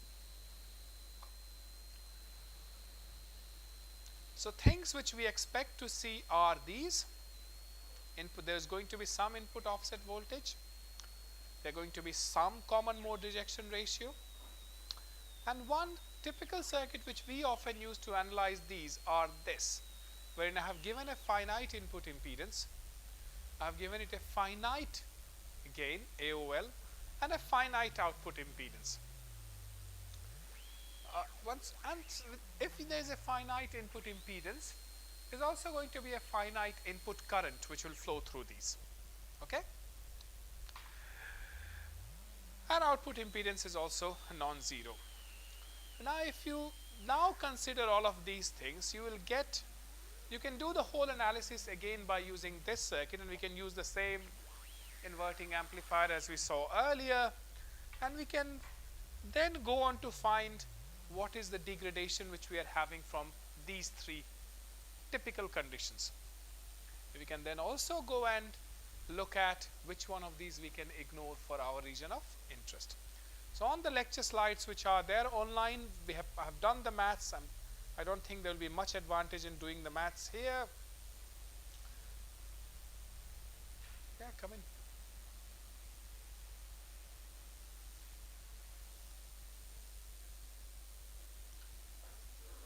But the analysis is fairly simple. You start by looking at my output voltage is now going to be a finite gain times the differential voltage here plus the current drop across this plus whatever is going to be here. So if you keep on doing this, you should be able to find the output voltage, and you can do the analysis between these two to get and if you rearrange the gain, what you will find that you will get again something like this, where beta is, well, beta is R2 plus R1 divided by R1. It's not really your ideal R2 by R1 type gain, which is not unexpected. Okay. So that's how you can analyze a real op amp here, and same thing you can do with the non-inverting amplifier.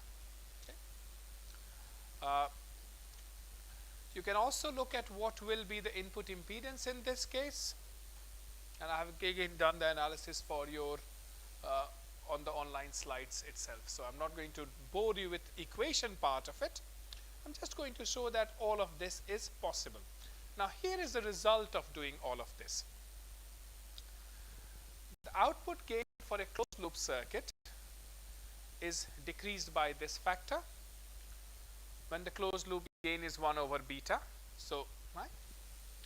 And the input impedance by this closed loop circuit can be increased to by this factor. Now, in order for input impedance to be ideal, what you don't want your input impedance to be infinity. Let's look at this circuit. As long as this is significantly larger than that, I can think of this to be an ideal circuit. Now, what is significantly larger? So one rule of thumb which we use in board level electronics, if it's 100 times bigger, because 100 times bigger, which means it will introduce about 1% error. Right? So the output will also, maybe if I go a linear approximate, will change by 1%. If I do a Taylor series expansion, right? Of course, if you want an ideal output to be ideal within 4 decimal places or 5 decimal places, then that's how your input impedance should be.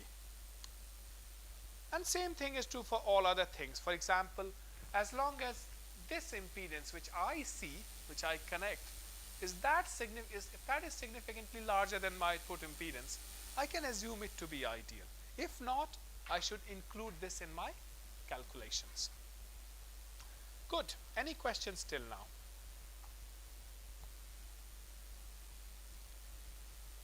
Right. Now the other thing which we often saw earlier was that our sensors, let's talk about this thing. So we talked about a sensor should have infinite frequency response. It should work at all the frequencies. We know it doesn't work at all the frequencies. Right? So bachelor students, have you come across the concept of pole and zeros? Already hate it or like it? There is one person who said like it, and rest all said So if you like it, you can explain to all of us, right? No? So this is how I understand poles and zeros. Don't care where they come from, how they come. I look at all frequency responses as complex numbers. I'll tell you why. Look, I know how to understand complex numbers. I've done that much maths. So if there is a complex number in the denominator, I'm going to get a pole. There's a complex number in numerator, I'm going to get a 0. I still, to be very frank, I'm a circuits design engineer, so I don't understand much of signal processing theory still. But I do understand how to use these. Now what I know, if there is a complex number in denominator, the amplitude, so you can think of a frequency response as a complex number. It's a numerator divided by denominator where there are complex numbers. If my denominator has a complex number and the number is dependent on frequency, as my frequency goes up, my bottom number will keep on increasing, its magnitude will keep on increasing. Right? If my denominator has got a term which is dependent on frequency, and denominator is a complex number, as frequency goes up, the magnitude of the complex number will also goes up. Agreed? And as denominator goes up, the number starts falling down. That is pole to me. It's the time, the place where my magnitude of the overall complex number starts falling down, that is a pole. If there is a complex number in numerator, then at some frequency it will start going up, and that's 0 for me. Okay? The other way you can remember this is that generally complex numbers lead to a gain of about 20 dB per decade. So if there is one pole in the system, for every decade, what is a decade? 10 times. So today we did a simulation where our output was in terms of decades, right? The circuit did give me an output in terms of decade. So in terms of Bode plot, when I see a pole in the system and I am plotting power, my power falls with 20 dB per decade. That is my pole. Or my amplitude gain falls by 10 dB per decade. For every 10 times change, it falls by 10 times. Okay. But it certainly falls by. And this you would have done the analysis, so I am not going to bore you with that as well. Slew rate has been covered. Yes? No? So I am going to say that somebody said yes, so I am going to assume yes. But this is the maximum frequency at which your output rises as close to the input. Good. Let's now look at a slightly different problem, the noise problem. Till now we assumed our signal to be ideal. We have seen a kind of a noise in imaging circuit, and that's this kind of noise which we saw. This is another picture taken by my camera which I built, and as electrical engineers you can see how boring people we are. If you make your camera, the first picture you don't take of your better half, you take of the oscilloscope, because if oscilloscope doesn't show you right output, you're worried, right? So these are the oscilloscopes and power supply in my X lab in Oxford, and you can see it's a noisy image. I've shown you techniques on how to correct the noisy image as well. Now, have you guys heard about white noise, pink noise? Right? So can somebody produce white noise for me by? You know what? I have got a sound video to show it to you. Let's see. So let's try to differentiate noise based on audio frequencies. So this noise we can see. So you have seen a white noise. Let's try to hear a white noise. Have you done similar experiment in your lab when you have heard different type of noises? No? So what's a white noise? A white noise is something whose frequency is, which contains all the frequency components. So let's try to hear how it. Let's see if I can run I'll keep this close to the ears.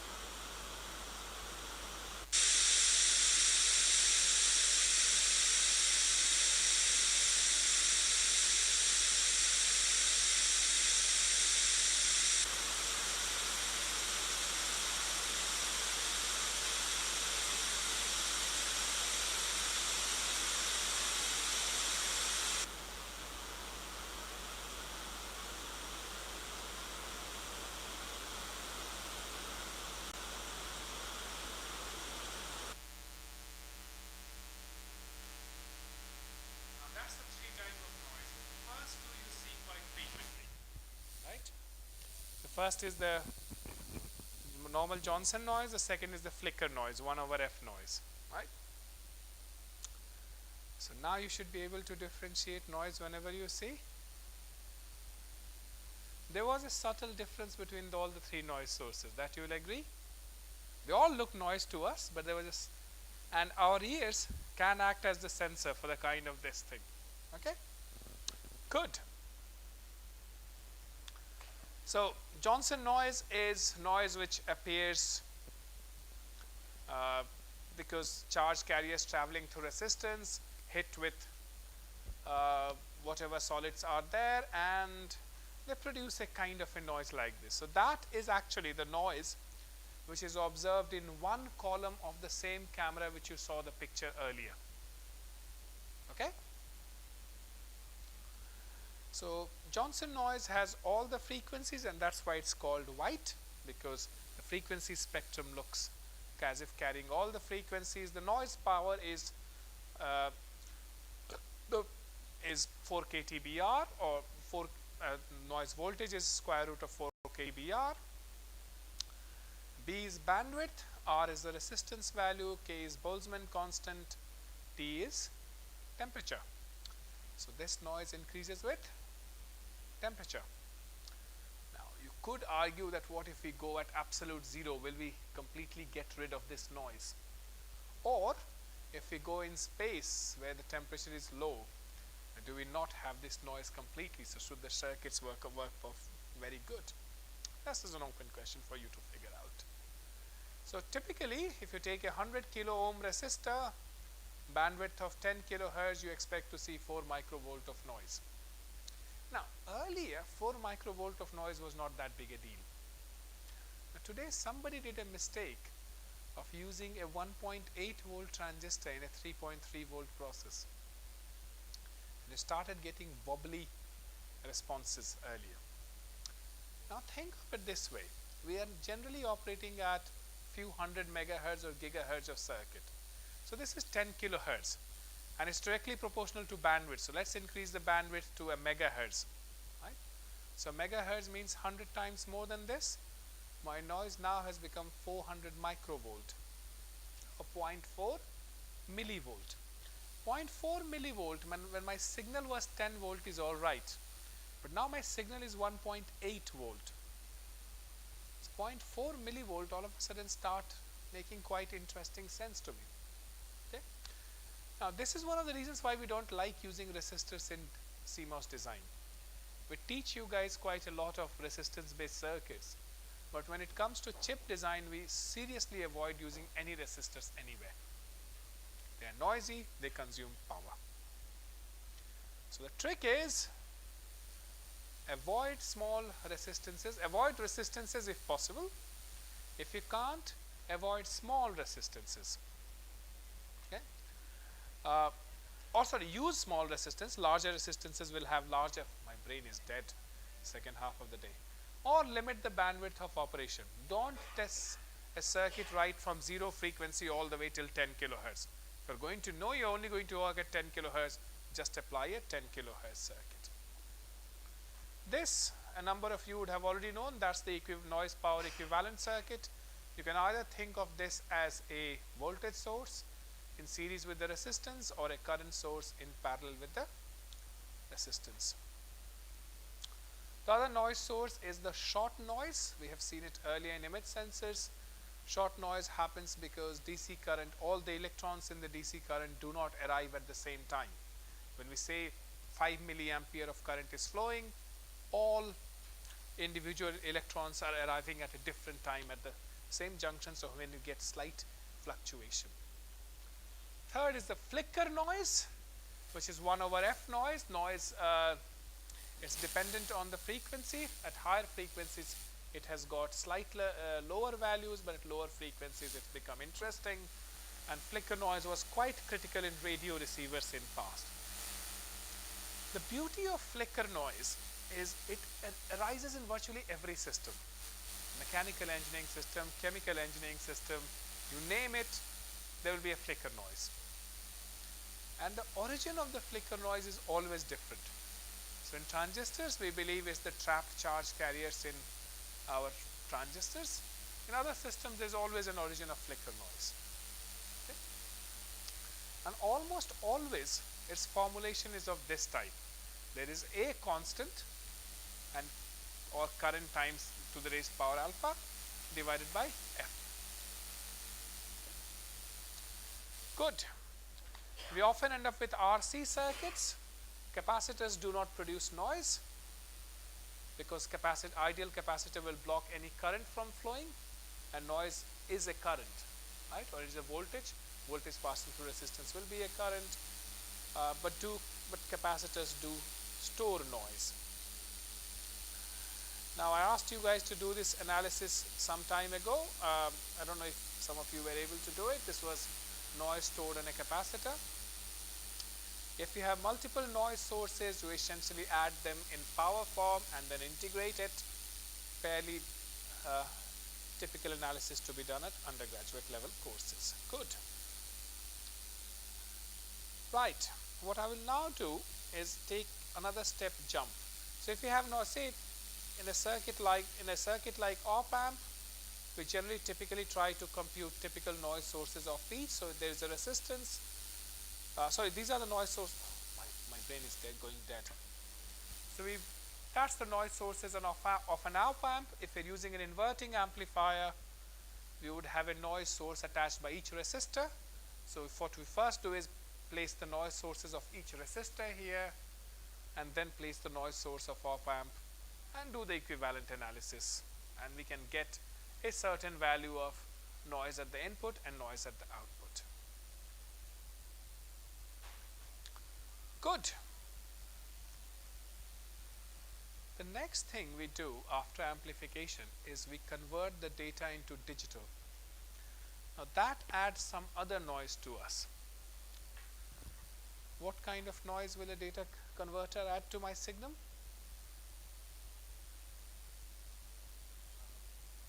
What kind of noise does a data converter add to my signal?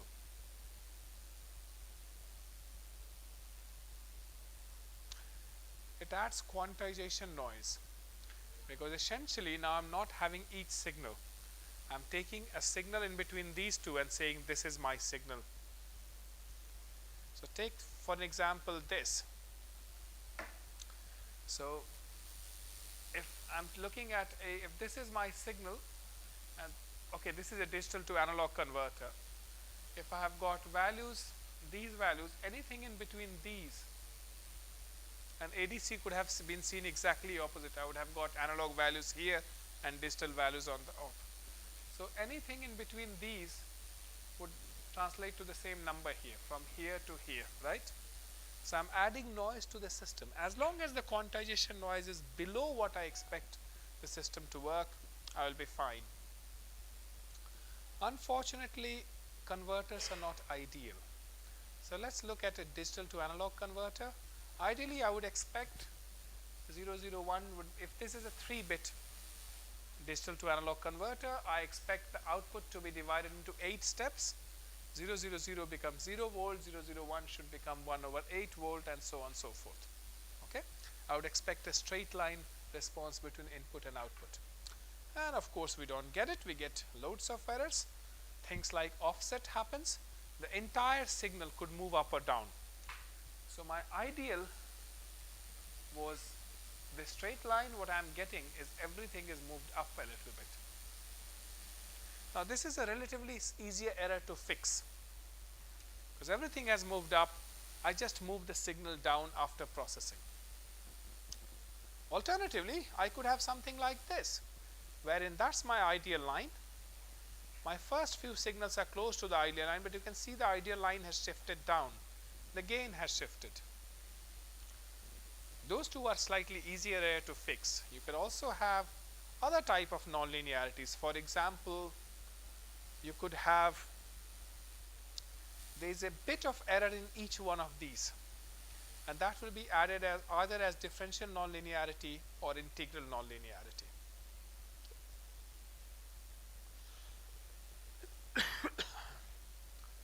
Now generally, a digital to analog conversion works very good at low frequencies. But higher the frequencies you get, more and more glitches you get, more and more spikes at the output you get. Same issue goes with analog to digital converter. Now we have got analog voltages on the x-axis and the digital output and the y-axis, and we could have same sort of errors, the offset error, the gain error, you could have non-linearity, you could have missing codes, some of the outputs may not be even converted into a digital number. Okay. So overall we have these errors, we have offset errors, we have gain errors, we have integral non-linearity and differential non-linearity. So these are the errors which are going to haunt our system. Finally, we talked about noise, a very simple, and we talked about white noise, which has all the frequencies which is available. If my known signal is only in a particular band, so say I am doing audio frequency analysis, I know my signal is between 10 and 20 kilohertz, or if I am making a amplifier for mobile phones, then I know my signal is around 900 megahertz. I don't need to have all of the signal at the input. So a very simple thing we could do is we could have a filter which removes everything else and just leaves the frequency of interest. At that frequency I have noise, I agree. I can't remove a noise which has already been added to the frequency. But I could design a filter to get rid of this. So, we can take a signal like this, and which has got all of these frequencies. I could just remove all of that and get a fairly pure signal. So that's my original signal, the blue signal, which you can see is fairly noisy. I could have a very simple notch filter and just select the frequency of operation, which is my orange filter. So that kind of operation is very doable. Now, how much filters are still being taught in undergraduate courses here? Do you guys do analog filter design anymore? No? I will do a quick summary of analog filter design then, and we'll try not to be too mathematical in this case. Sorry? Did you say anything? The simplest filter you can think of is an RC filter. Okay? The output voltage is going, you can calculate what the output voltage is, a series combination of resistance with capacitance. Okay. You can find what's the voltage is going to be here as a this combination, and you will find something like this. This will be, the gain of the system will be 1 divided by 1 plus j omega RC. Remember we did a bit of Bode plot a while earlier? We said whenever I see a complex number in denominator, my gain will start falling at some point of time. And I have a complex number at denominator. The point when omega becomes 1 divided by RC, my denominator becomes 1 plus j. Agreed? When omega is equal to 0, I don't care about my complex number. But if I look at the magnitude of that denominator, when omega is equal to 1 divided by RC, is 1 plus j. 1 plus j's magnitude is square root 2. So my gain has fallen down by square root 2. Or if I am looking at power, which is square of voltage, my gain has fallen down by half. Or in terms of 3 dB, we also call it 3 dB frequency. So a very simple function like this will have gain which will fall at a point, and you can also do the phase plot this thing. So that's the low pass filter. It's a very simple low pass filter. You can design the inverse of that, which will be a high pass filter, which will pass everything which will be in the higher frequency. And a high pass fix. So the transfer function of a low pass filter will be of this type. There will be loads of poles. A high pass filter has to have a 0 where it is passing everything on the positive beyond a certain frequency. And you can design, we can look at the frequency pole and other things. The problem of these filters is they do not provide any gain. They basically reduce the signal amplitude. So solution to that,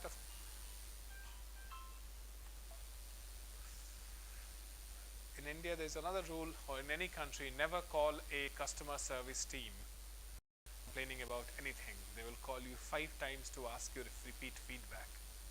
Right? So I guess that is my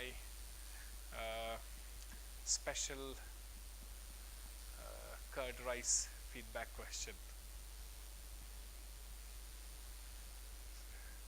Should I even record it publicly and destroy that restaurant completely? Okay, we could design the same RC circuit as an active filter. We could have an op-amp which provides gain together with the RC circuit. And you can design a, so that's the low pass filter, slight remodification of this, you can have a high pass filter. A first order filter only provides a slope of 20 dB per decade. Ideally we want it to fall as quickly as possible. So more rather than 20 dB, we like more gain and more gain. So you could have a signal which are second order, you could have more poles at the same time, you can have two RC circuits. So here is one RC circuit there, followed by a buffer, followed by another RC circuit, and provides a second order filter, or you can analyze it by similar things which will give you a certain gain. Good. I was going to cover a bit more Sallen key filter, but I think that will be a bit more filter design for today. What I will now do is jump straight to the filter transfer functions. Now most filters can be easily designed as long as you remember the transfer function. Both analog and digital filter could be have the similar. They all look very similarish. It's complex but not very complex. So we have got a denominator which is an S square, and this is just ds term. Now remember we did the mass spring system. That also had the similar kind of expression, right? Something plus damping times something plus S square. Now you won't believe how many times that appears in electrical and mechanical engineering. So once you have mastered once this second order differential equation, it just keeps on appearing in. And as long as every time it comes, you go back to the one system which you understood. If you understood mass spring system, think of this also as a mass spring system. Rather, if you remember, I talked how mass spring system can be used as a filter. Get it? So the denominator of all of these functions remains the same. What is happening here? My light is flashing, maybe it's telling me something. Right? It's just the numerator which changes, and change in the numerator gives you a different filter transfer function. One for low pass, S square for high pass, this for band pass, and S square minus 1 for band stop. The way I remember this is this way. If this is the numerator, just I remember the denominator. If the first one is the numerator, it's a low pass. If the second one is the numerator, it's a band pass. If the third one is the numerator, it's a high pass. And if S square, this I had to remember manually because this is slightly different. S square minus 1, that's a band stop filter. And band stop filters are generally not designed that frequently. You're essentially saying allow everything except this one particular notch.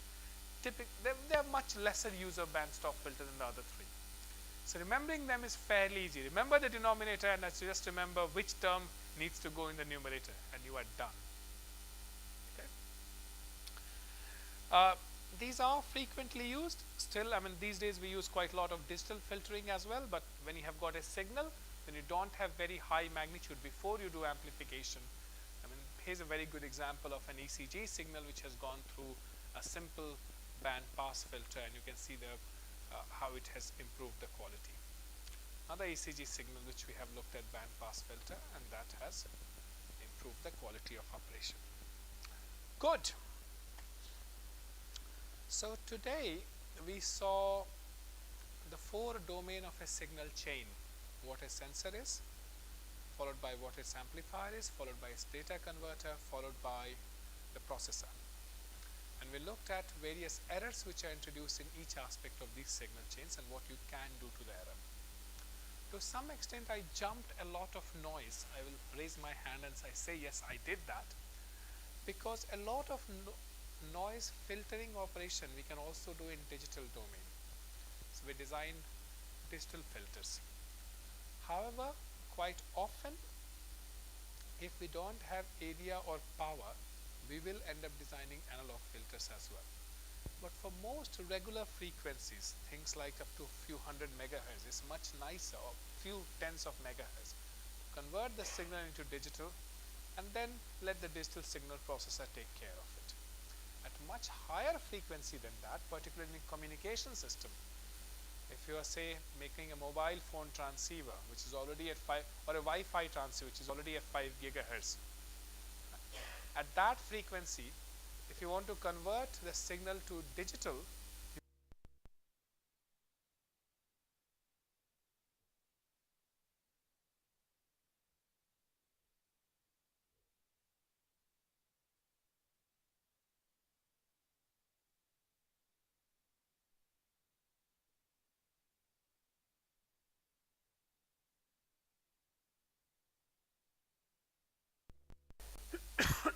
good. Any questions till what we have done today?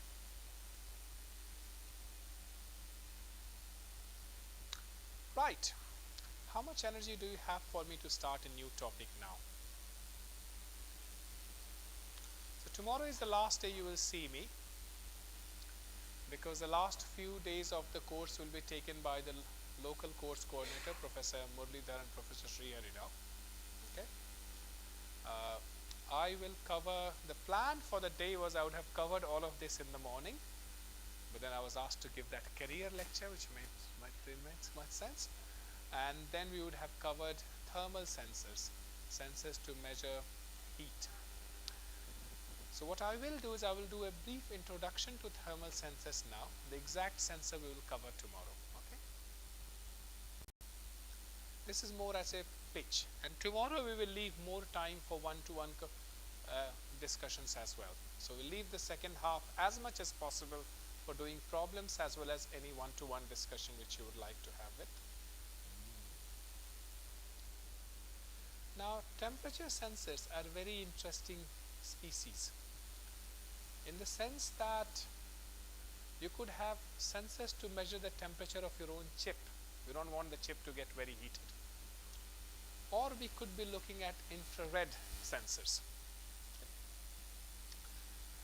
Now, infrared spectrum, visible spectrum is small. It's 380 nanometer to 700 nanometer, red. Anything beyond red all the way till very, very high frequencies is infrared. The spectrum is very, very broad, and it does a lot of things. There are some freely available books. You have these references to Budzia and Gerlach. I found it very easy to read myself. Now, anything between visible, which is 380 to 780 nanometer, and microwave, which is 1 millimeter to a meter. So anything from 780 nanometer to 1 millimeter is infrared. All of this carries heat. Now, we have an infrared sensor in our eyes. Have you guys ever tried going out on a sunny day and closing your eyes, and you can still see a silhouette of other things? Right? You have closed your eyes, you have put the mechanical shutter on. So why are you still seeing something? You are seeing the infrared, which is not stopped by these. It passes by and our sensors still pick them up. Okay. So what we generally divide is in few regions: near infrared, mid infrared, and far infrared. And just a quick summary of what these are. Ignore the numbers. Okay. The best way to visualize that is near infrared is the one close to red. Okay. And at this point, the infrared is being produced by hot bodies, which are more than 1000 degrees Celsius. Actually, the sun produces about 6000 Kelvin, and the electromagnetic spectrum it produces is maximized at around 600 nanometer. And there's a theory that that's why maybe we are highly sensitive to green, because we evolved with the sun. We wanted to see the sun. We wanted to see the central frequency which is coming from the sun. Okay. Why we are only seeing that visible spectrum? Why are we not seeing infrared, ultraviolet? It's either a scientific question which we'll answer after many years, or I will ask when I die and go up to the Lord. If there is a God, I have to ask the question. Why are we designed in these particular spectrums? Then the less hot the body is, higher the infrared spectrum it produces. So if you take something which is, say, our human body, we also infrared spectrum produces, but that is far infrared. We are producing in tens of 10 micrometer dimension of infrared. Okay, and then you also have ultra far infrared, which are looking at things like these. Mid infrared are hot objects, things like close to your cooking voltages if you take a mid infrared there. Now, one of the reasons why I said this, now you can immediately see each region has a different application. So you might be looking at contactless temperature measurement. You want to measure my temperature without coming. So you're looking at one particular infrared region. I'm not a very hot object. Well, if I am already at 1000 degrees Celsius, I think you have other things to worry about than my body temperature. Agreed?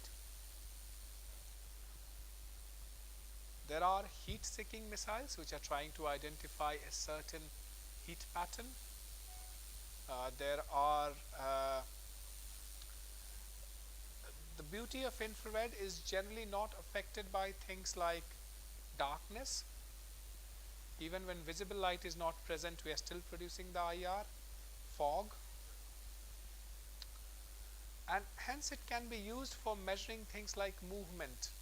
Even when there is a dark scene outside, we can use infrared sensors to measure movement. The other advantage, other difference we have here, so what should we see infrared as? Should we think of it as heat, or should we think of it as an electromagnetic wave? Because both could mean two different sensors. Remember, I said everything is a thermal sensor in electronics. Diode current changes, resistance value changes as you heat it. So everything can be used as a thermal sensor. But that's the heat-based sensor. We made diode as wavelength-based sensor, right? It measures a certain wavelength, 600 nanometer. We can think of sensors like that as well. Considering both of these are in here, that's a signal for me to stop for today. So I will stop for today, and tomorrow we will go and look in both these modalities to measure temperature. Temperature as measured here, wavelength as heat as measured as a wavelength. Now we are looking at specific things, or as measured as heat. Heat is never one wavelength, right? We have got broad wavelength of heat produced. So both of these thermal sensors we will see. So the plan for tomorrow would be, we will see thermal sensors to measure the rest of the world. Then we will see thermal sensors to measure inside the chip. Chip is also getting hot, and we need special kind of electronic thermal sensors. The last sensor we will look will be a bit of, let's see if we can do gas sensors tomorrow. If not, we'll certainly do pH sensor, which is a chemical sensor. So many chemical reactions happen when the pH of something is changing, or pH of changing something denotes a chemical is reacting. And we'll be looking purely from electronics point of view how we can convert a transistor into a pH sensor. I think that should be enough for a course. Otherwise, if I keep on teaching, after a while you guys just forget the entire word of spectrum. Good. Then, thank you very much. Enjoy your Thursday. Thank you.